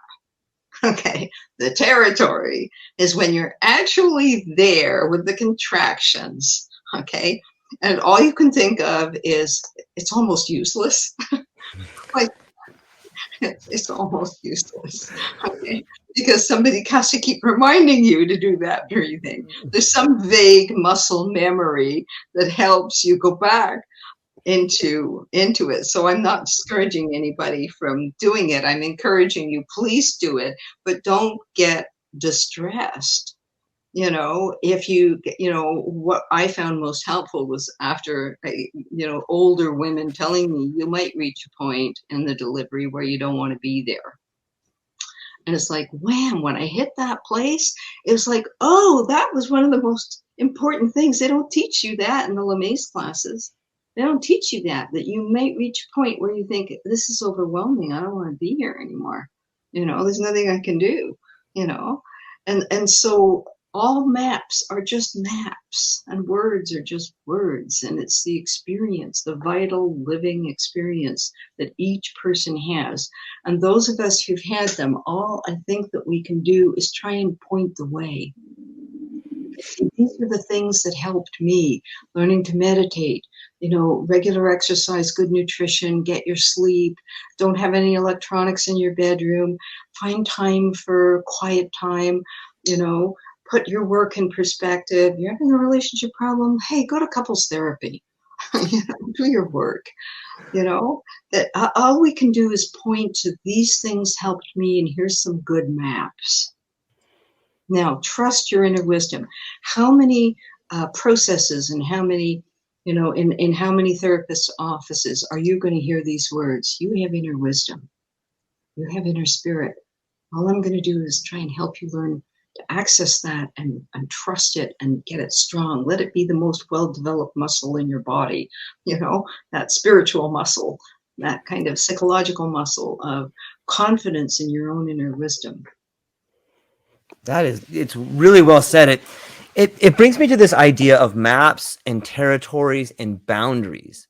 And I want to share a quick anecdotal story of me when I had a pretty deep experience a while back, and I was coming out of this experience, and I decided I needed to get downstairs and get a glass of water. So it was all dark in my house, and I was coming downstairs and I was feeling around, and I had a closet dowel by my door. And for some reason I had picked it up and I was using that to feel around, like, okay, where am I going here? And I took the stick and I was like, okay, well, there's the wall over there, because it's really dark and I'm coming out of this disorienting experience. And as I was feeling around with the stick, like I had this idea of like, wow, my awareness extends through this stick and I can feel the wall the same way I can with my hand. That's the wall. Now that I'm touching the stick with the wall, I can feel the wall. Hey, the wall's open. Like, and I felt like there was no boundaries.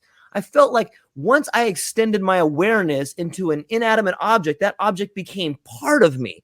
It was such a profound experience because I to this day, when I see stuff now, I realize that I can infuse that thing with my awareness and it becomes part of me. Like it's such an interesting concept, this idea of boundaries.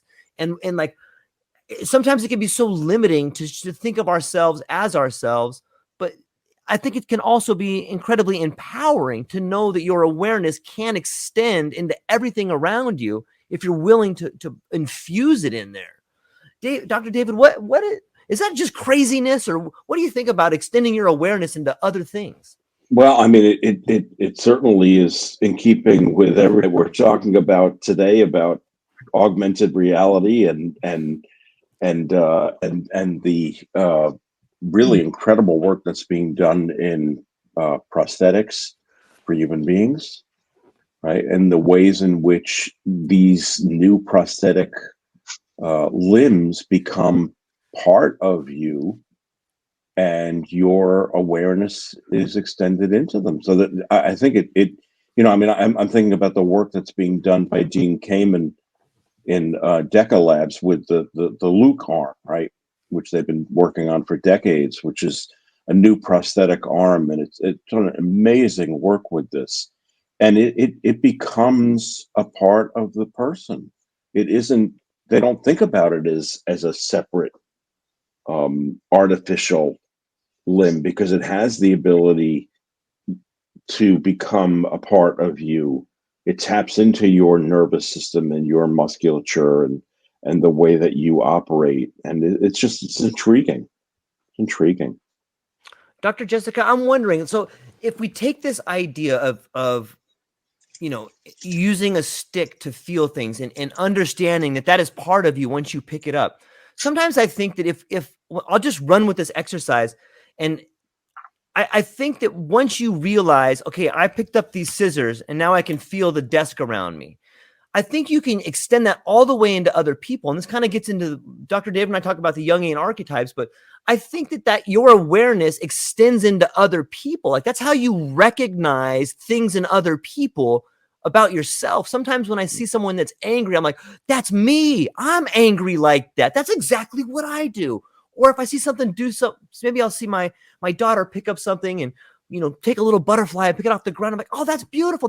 Hey, I do that. But I think you can see your own awareness or recognize yourself in other people. And I'm wondering, what is your take on that, Dr. Jessica? Oh, there's so many different directions we can go. Sure. In this conversation is so interesting. I'm trying to keep my fingers count, on okay, talk about this or this or this as you were sharing your stories. Well, first of all, the first thing about boundaries, a lot has been written about boundaries. It's essential to understand where I end and where you begin. And yes. I think that there's a lot of respect that needs to come in.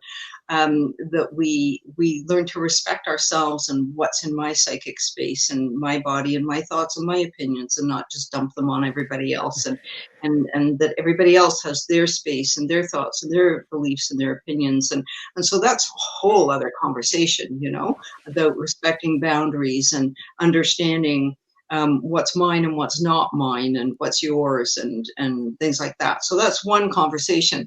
And then there is no boundary, okay, that we all merge and we're all connected on that deeper level that, in my bones is the phosphorus from when the stars were forming, and, everything that's ever existed is all, every time I breathe in, I'm breathing in, wind that was in China 4 days ago is now in Montreal. So especially if there's a strong westerly blowing. So we share everything. We share the environment. We're part of it. We are the stuff the stars are made of. And so there's no boundary. And yes, there are very important boundaries. And learning about that is essential. And we need to teach our children about that, about touching and taking. And, and then we get into this whole thing of beyond what's mine and yours, what do we share and what's ours, and, all that stuff. But let's come down to something that you said about others being the mirror for us. This is absolutely true. We all can see in others reflections, and there's entire psychology schools based on this. Okay, and how to manage our own projections, that we don't just project it out onto other people, and our transference and our countertransference and all of these things that speak to those conscious unconscious mechanisms that exist between us. And then there's that very deep profound thing that exists in creatures, where facial expressions, whether it's a dog or it's a gorilla or whatever it is, that the facial expressions and the energy behind it all, that we can sense this. So on a consciousness level, what are we sensing? And then we come to kind of sort of circle back to boundaries, but even more so that every true spiritual teacher will say, be very careful what you put your energy into. Be careful what you extend your energy into, because first of all, when you're doing that, you can lose a little bit of your energy and a little bit of yourself. So you don't want to make too much of a habit of doing that. Then there is working in spiritual work. For example, I would never go and take someone's working feather or maraca or musical instrument or something, because there's in our tradition, we don't touch. We would ask if we could see, or if somebody offers us to, what have you, but we don't touch. In ritual, we don't touch anything that people are working with ritually and spiritually. These are, whether it's their crystals, their feathers, their seashells, their maraca, their musical instrument, whatever it is, their prayer books. We understand that those are the ritual things that they're working with, and so we don't go touching them and extending ourselves into them. The other thing in the Self-Daini, which is also you will find in many other traditions, is we don't stare at people. We don't deliberately, if you're familiar with Rupert Sheldrake, you probably do. His wonderful work. If you aren't, please go out and buy his books. Dogs That Know When Their Owners Are Coming Home. He's the British biologist. And another one, The Sense of Being Stared At.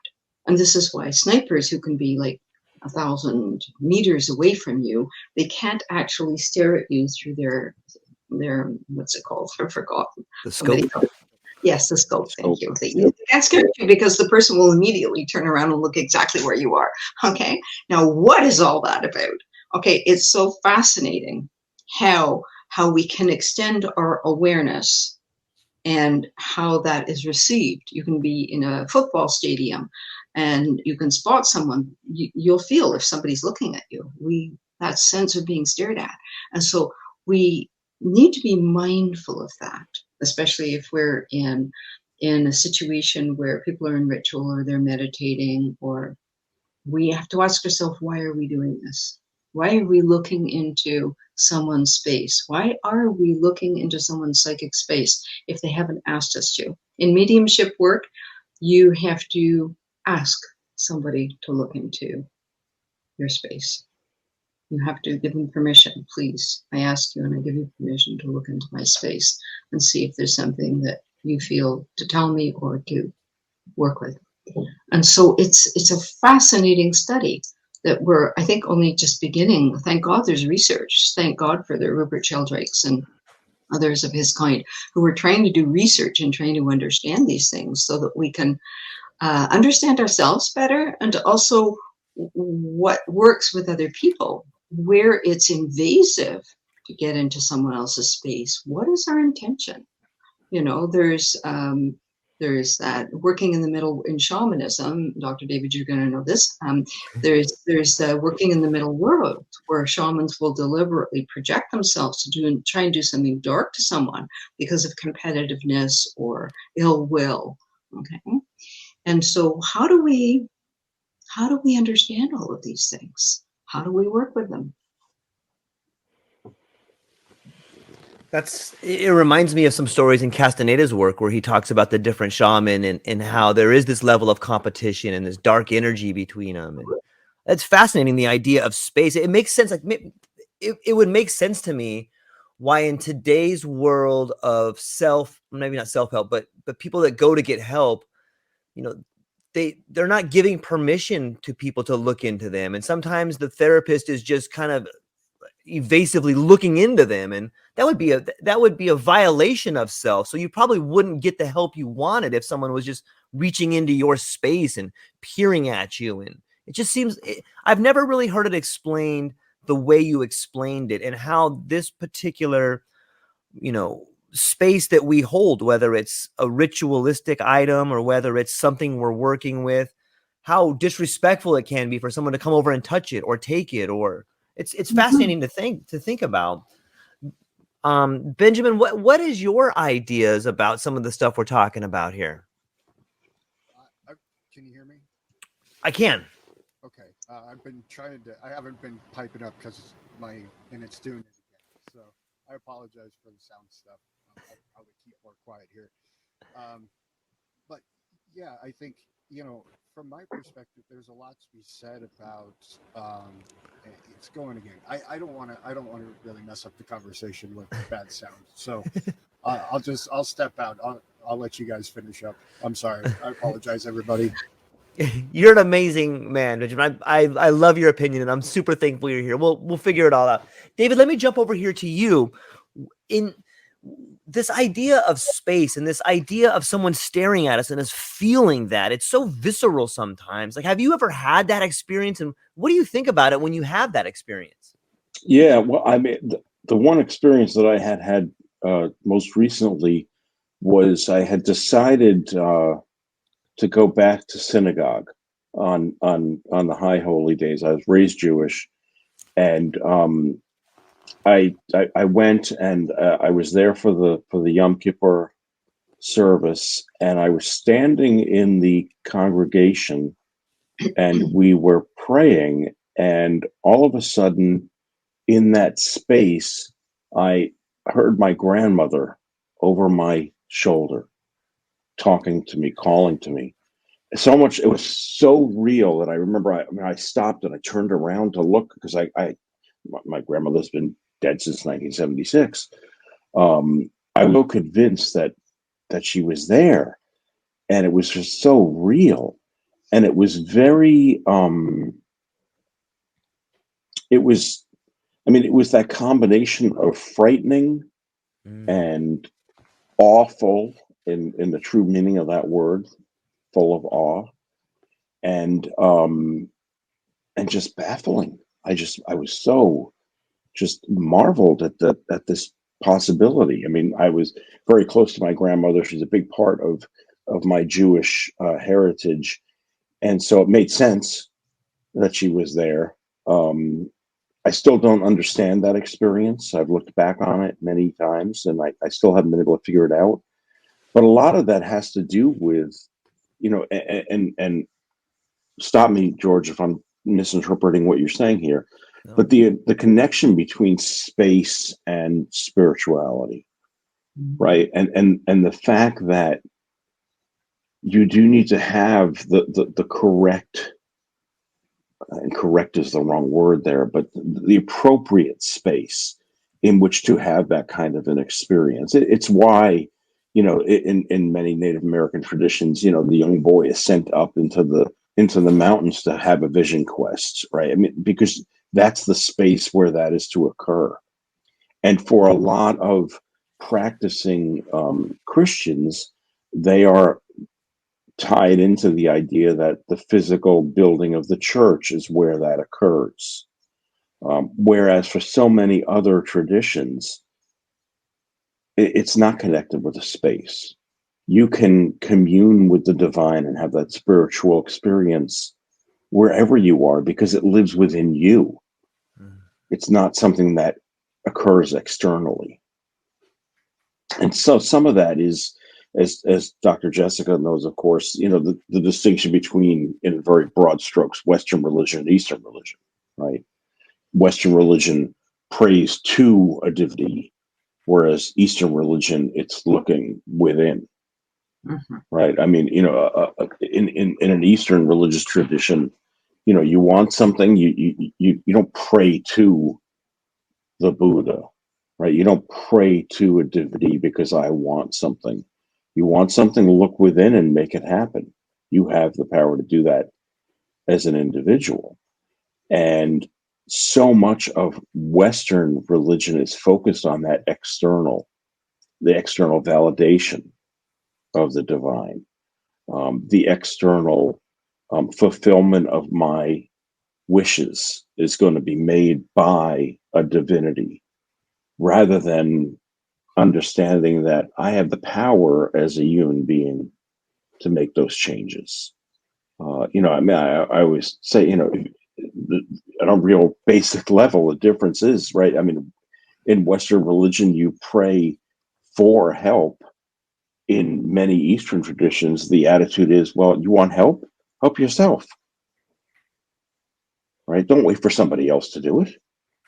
And that's why, I'm so enamored with some of the therapeutic practices, particularly in Jungian analysis, where, it's about, I mean, you're going to do the work, right? As the patient, the clinician is there to facilitate and maybe sort of show you the direction and say, okay, yeah, that door is over there, but you're the one who's going to have to open it.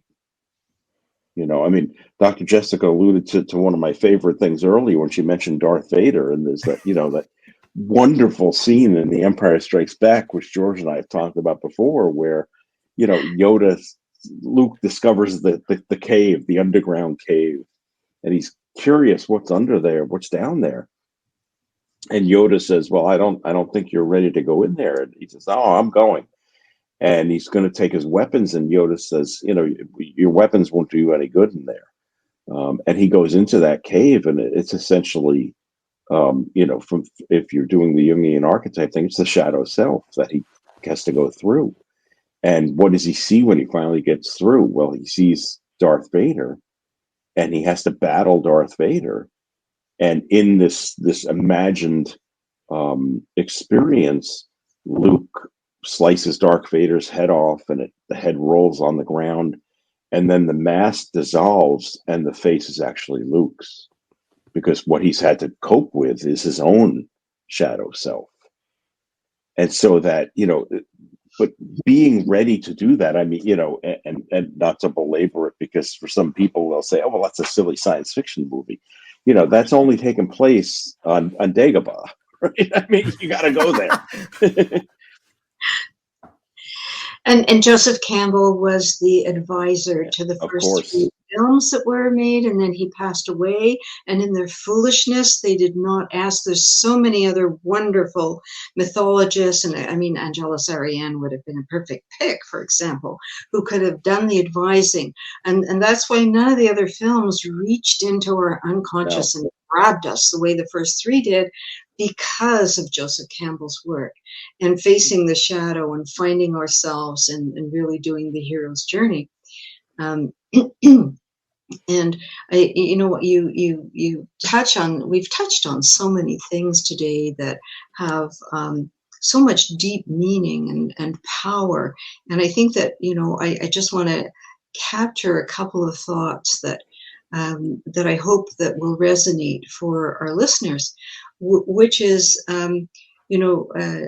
David, you've been talking about the difference between East and West, and how, in the East, in the Eastern traditions, first of all, those of you who are familiar with them, there's temples everywhere, and at every crossroads and everything, you'll find a little tiny candle and a flower and an offering of fruit, and this goes back into ancient traditions of people offering to nature and offering to all of the aspects of nature from which we benefit. And so we can see that the beliefs of people understanding our unity and the oneness, and it is this that kind of made the split. We can actually almost pinpoint when the body was handed to physicians and the spirit or soul was handed to the clergy, and the mind was handed to the psychiatrists and the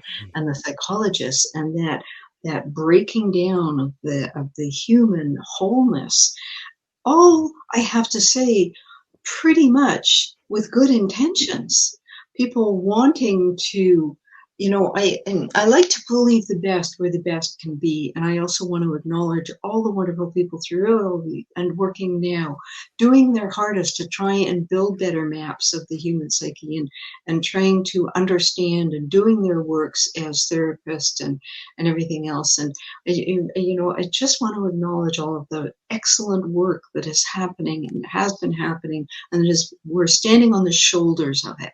That's all we're doing, is we're taking that tiny little centimeter forward from all the work that's been done.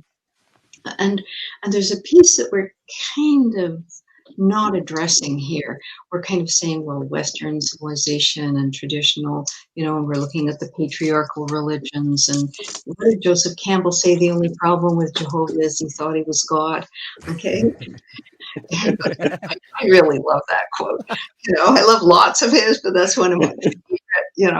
The angry warrior, jealous God that needed to strengthen the tribal people, that archetype that they needed, the warrior archetype at that time because of everything that they'd experienced and were experiencing around them. And then they made that jealous warrior, no gods before me, warrior, male archetype. They made that into God. Okay. And it's rippled right through until now. But let's touch the holy sacred cow of Western civilization for a moment. Dare I get my wrist slapped by a few through social media later? Let's talk about New Age nonsense. Okay. Let's talk about this what I call New Age nonsense, okay? I remember having a conversation with my Bashina. I read about it in my book. One is in there somewhere. And I say to her, please, what is your take on what's happening now? Where thinking positive moved, and where some core simple truths, okay, have moved from we're co-creators with the universe and what's happening to I create my universe. And all I have to do is slap up a picture of a BMW on my refrigerator and just affirm that. And okay, so all of this, well, I call it fantasy addiction, New Age nonsense, but it's a very strong belief system that people have, and they're appalled. Like, I should be able, I'm creating it. I mean, I had clients who came to me, well, I must have created my cancer because we create, it gets very, very distorted. So my Bashina said to me, the first thing she did was go, oh my God, please forgive them. They're misunderstanding of a basic truth. How could they misunderstand this so badly? How is it possible? Please, send them light and let's pray for them. That's her take on it. Please, this is so dangerous. She said, this is a dangerous trap of falling into, where people try to take spirituality and take one or two grains of truth from it, and then they materialize it. And it becomes a trap of darkness in which they get held. Does this make sense, what I'm saying? Absolutely. So, as I say, I'm sure I'll be offending a few people by saying this, and it's not my intention to offend, okay? It's my intention to awaken. Wake up, wake up, wake up, okay? Sometimes it's just your genetic predisposition that's caused you to have this, or, something that's been way out of your sphere, but now work with it in a way, And so what are you, please, the two of you, what's your take on what I'm calling New Age nonsense as a belief system? Yeah, I mean, I've always talked about New Age religion as being a smorgasbord, right? I mean, it takes the things that you like from a variety of different traditions and throws them into a stew pot. But I think you're right. I mean, one of the things that's really driving it is a kind of consumerism, materialist mentality, which is just so dangerous. I see it as this. I almost see it as an attack. Like, I think that there's this, this pornographic, uninterrupted presence of the visible. It's just forcing you. Look over here. Look at this. Go look over here. Look at this. And it's almost like a being that doesn't want you to take time to contemplate what is true. And I know true is a weird thing to talk about, but I think some things are true enough. And one thing that is true enough is that contemplation and suffering go together to make you a better person. I believe that I can tell by talking to both of you that both of you have probably been through some profound tragedies in your life. And I think that this new age nonsense is for people who have either never integrated any sort of suffering or have never been through real suffering. I don't think that you can be part of the new age nonsense. You see through it when you've been through suffering. And I think it's something that attracts people that want to be part of something bigger, but don't want to go through the suffering, that haven't done the work. And so I see it as an attack, and it is nonsense, but people are searching and they're attracted to these shiny objects of new ageism because maybe they haven't had people in their life that have shown them a pathway, or maybe they're don't want to get close to something real because it hurts them. And so they opt for something shiny. They opt for this new age stuff. And there's plenty of people out there that are peddling it. And so I see it as an attack, I guess, this new age nonsense. Does that make sense? Well, it's an attack on spiritual reality, maybe. I mean, I don't actually, attack isn't perhaps the word I would use. I would use the word distraction. I like that. Yeah, a distraction rather than an attack. Again, a model that I work is the rumble strip on highways. Mm-hmm. It's that little kind of strip that they put that makes your car shake, and it's to stop people if they fall asleep. It hopefully wakes them up so they don't veer off the road. So on those long highways, they have the rumble strips. They figure if you can make your way around town without needing rumble strips.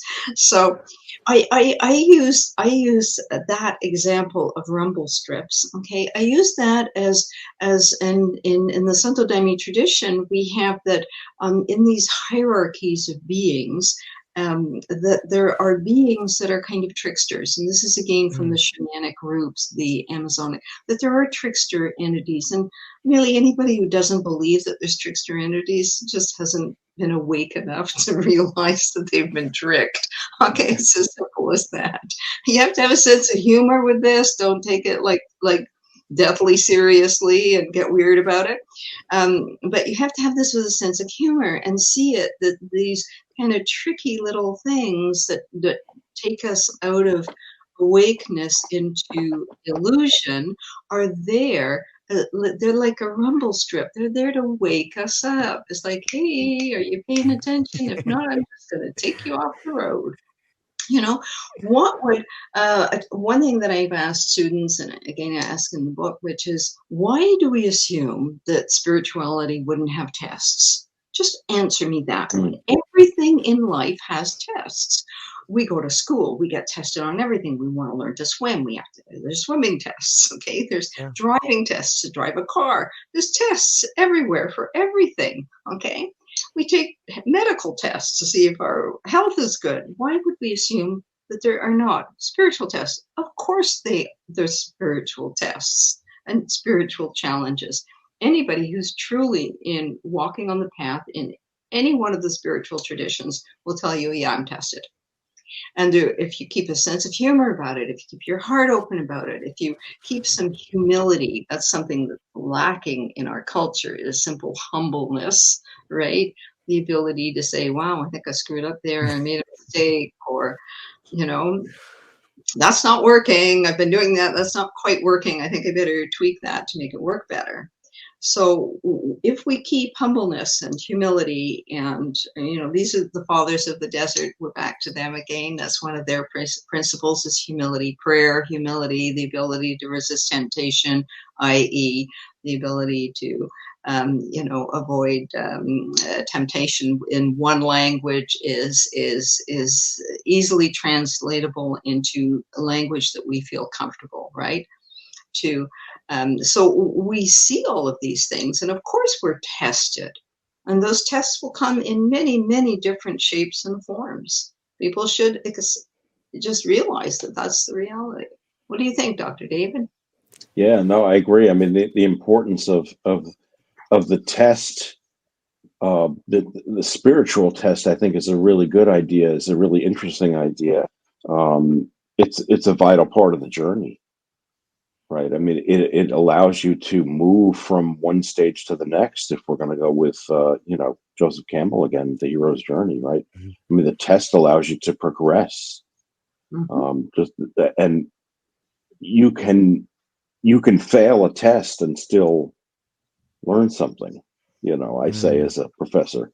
Yes. And too often, of course, students think, well, I failed the test, that means I didn't learn anything. Well, no, that's not what that means. Now you learned something, you just didn't learn what you needed to learn to move to the next stage. Take what you learned, go back. It's that sort of, okay, we're not going to allow you to go one step forward, so take 2 steps back now and look at it again. Look at it with new eyes, given the experience that you've had and the fact that you didn't pass the test. It's a really important part of the journey. Is the test, to be sure.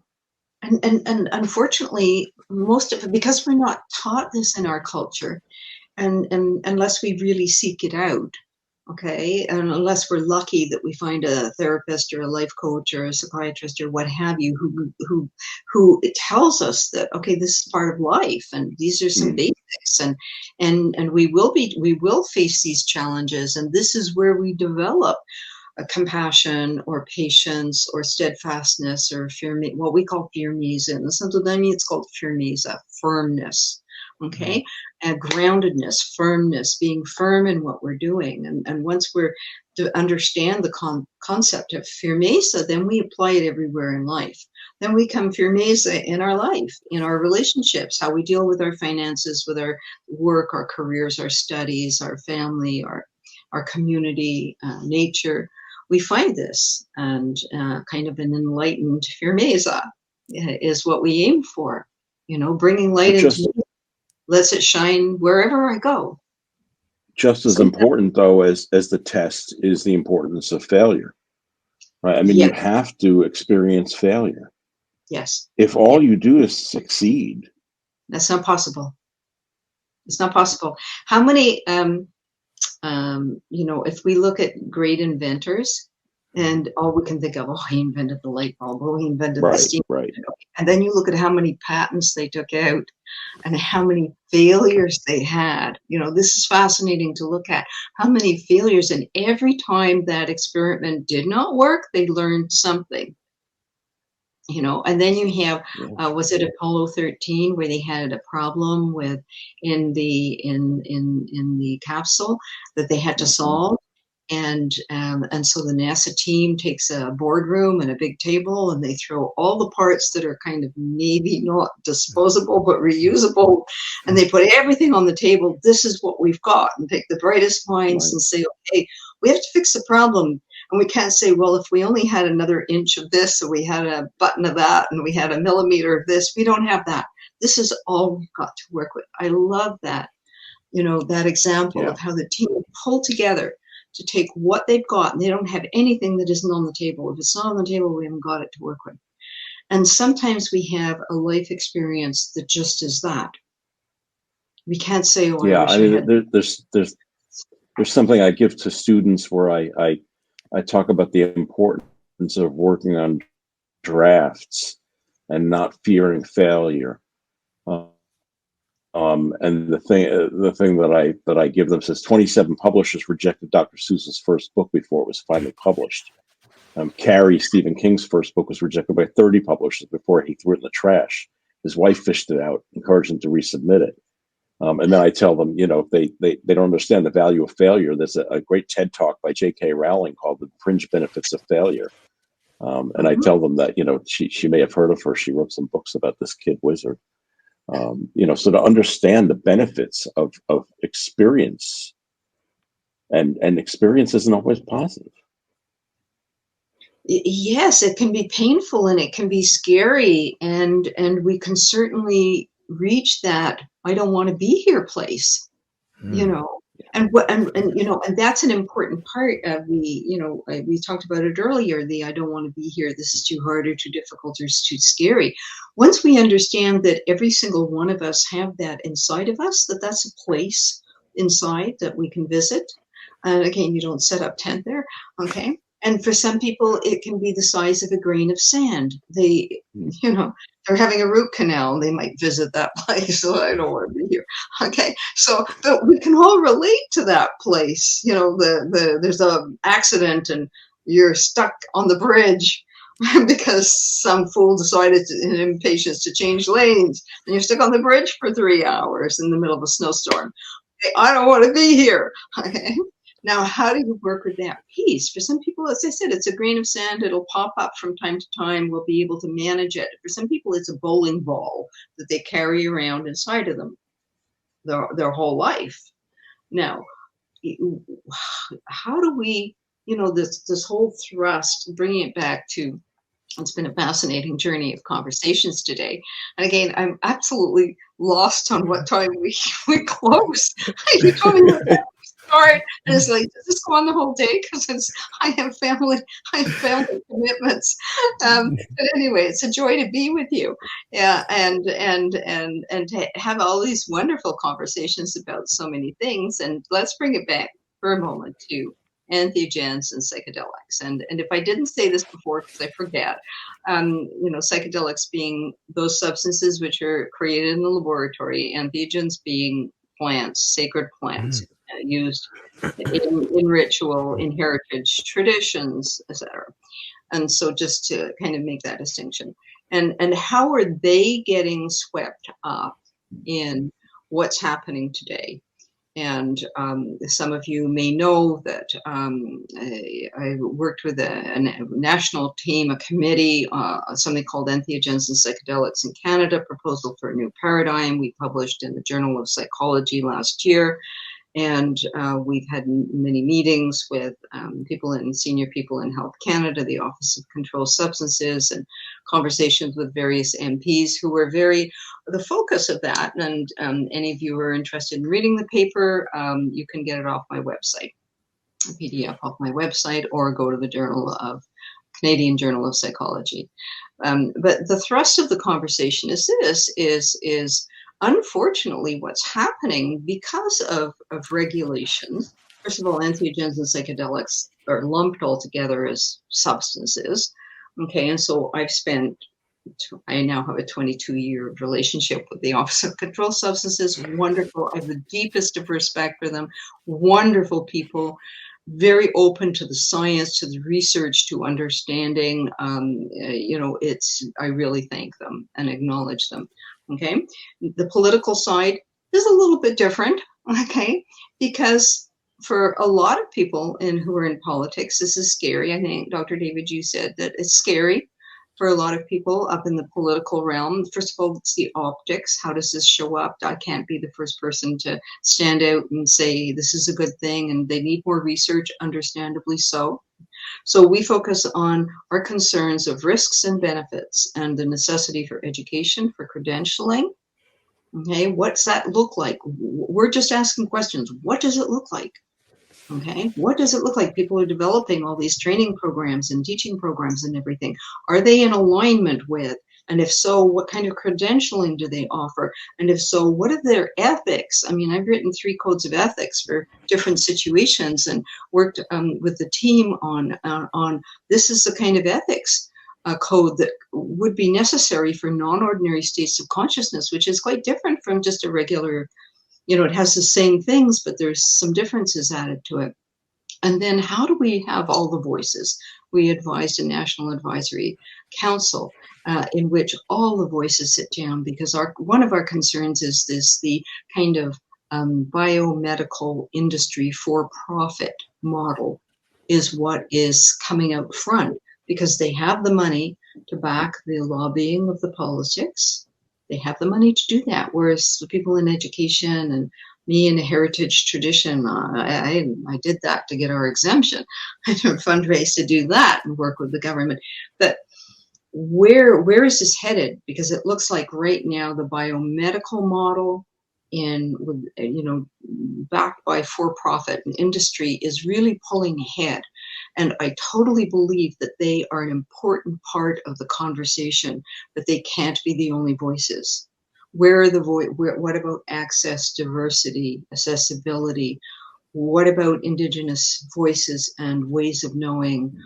All those voices need to be included, especially since it's a lot of their communities that are being worked with. And heritage traditions is all the sacred plants. It can't just go into that one pot and have that one model come out the other end. Is this making some sense, what I'm saying?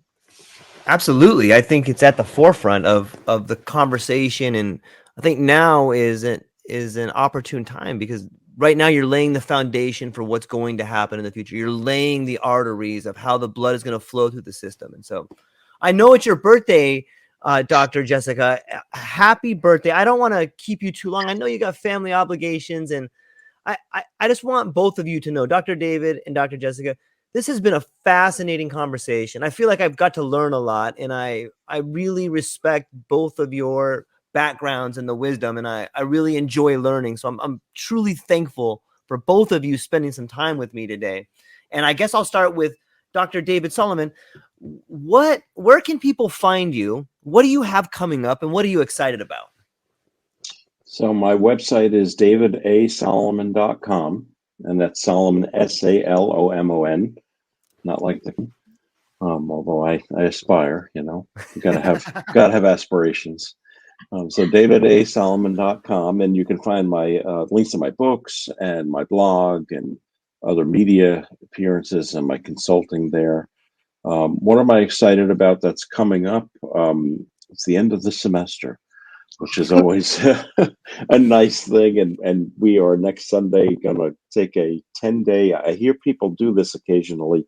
It's something called a vacation. I'm really not familiar with it, but we're going to take a 10-day vacation, and I guess you're supposed to enjoy it. So I hope I'm going to take a drive up to my old haunting grounds in New York, and then up into Massachusetts. So I'm really excited. I'm looking forward to that, and looking forward to the beginning of a new year. It's going to be a good one. And I just want to say, for people listening, Dr. David Salomon's last book, The 7 Deadly Sins, is a fascinating read. It's so well footnoted, and he's such an articulate speaker. And I really enjoy getting to talk to you, David. And your Thanks, understanding of mysticism is mystifying to me. So I'm so thankful for that. Dr. Jessica, I have a copy. I got a hard copy of your book, the version 1 right here. For people that are watching, you can see what the book looks like here. I've only begun to work my way through it, and it's amazing. I in the introduction, it's said that the book chooses you, and I feel like I'm just getting information given to me right now that's so beautiful, and I'm really thankful for your time. I feel like I got to learn a lot, and even though this is our first time talking, I'm really looking forward to some other talks that we're going to have where we get into the crux of your book. And thank you for what you're doing. You're doing a lot of amazing work, and I hope that this particular interview gets onto the radar of many people, because you're a beautiful person, and what you're saying is incredibly insightful, and I learn a lot. That being said, where can people find you? What do you got coming up, and what are you excited about? Okay, people can find me through my website. One of the things that happens is that we have our church website, which is santodaime.ca. And anybody who's looking for our church, they need to be very patient, which is, again, a feeling in our culture that we don't have so much. They need to be patient. We're a small church. We do have visitor screening. And the visitor screening, under our regulations, both in Brazil and in Canada, there are medical conditions and medications that are contraindicated for our sacrament. So people also have to understand that it is not us. We are doing what is the wisest thing, we believe, for each person by screening carefully. We are not a therapy center, our church. So I'm going to talk about me and our church is 2 separate things, okay? Yes, I'm the madrina there and the founder there and all that jazz, but we are not a therapy center. I and our church, we're often flooded by people who read about, healings and therapies, and they're contacting us because they have addictions they want to recover from, or severe depression, what have you. We don't treat. We are a spiritual center.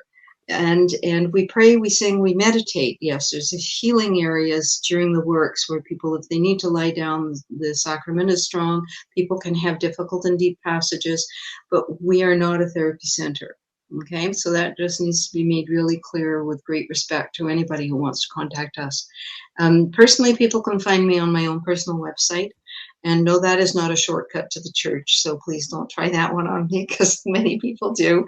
And it's REVDR, Jessica Rochester, so Rev Dr. Jessica Rochester.com. And I offer a lot of videos and audios, as I said, free of charge for educational purposes. What am I looking forward to? Well, I'm looking forward to a lot of things. I'm looking forward to today, to my family event, being with my family, my beloved children and their families and my grandchildren, and speaking to the rest of my family all over England. And I'm looking forward, George, we've booked 2 sessions later on in December. We're going to do volume 1 in one session, volume 2 in another session. That's kind of fun. It is our 25th anniversary, so next weekend we have we did last weekend, and then the next weekend our church has a very celebratory event in which we will be, as part of our festival in the calendar, where we dance and sing a lot of hymns. I know that sounds a little crazy, but it's profoundly teaching.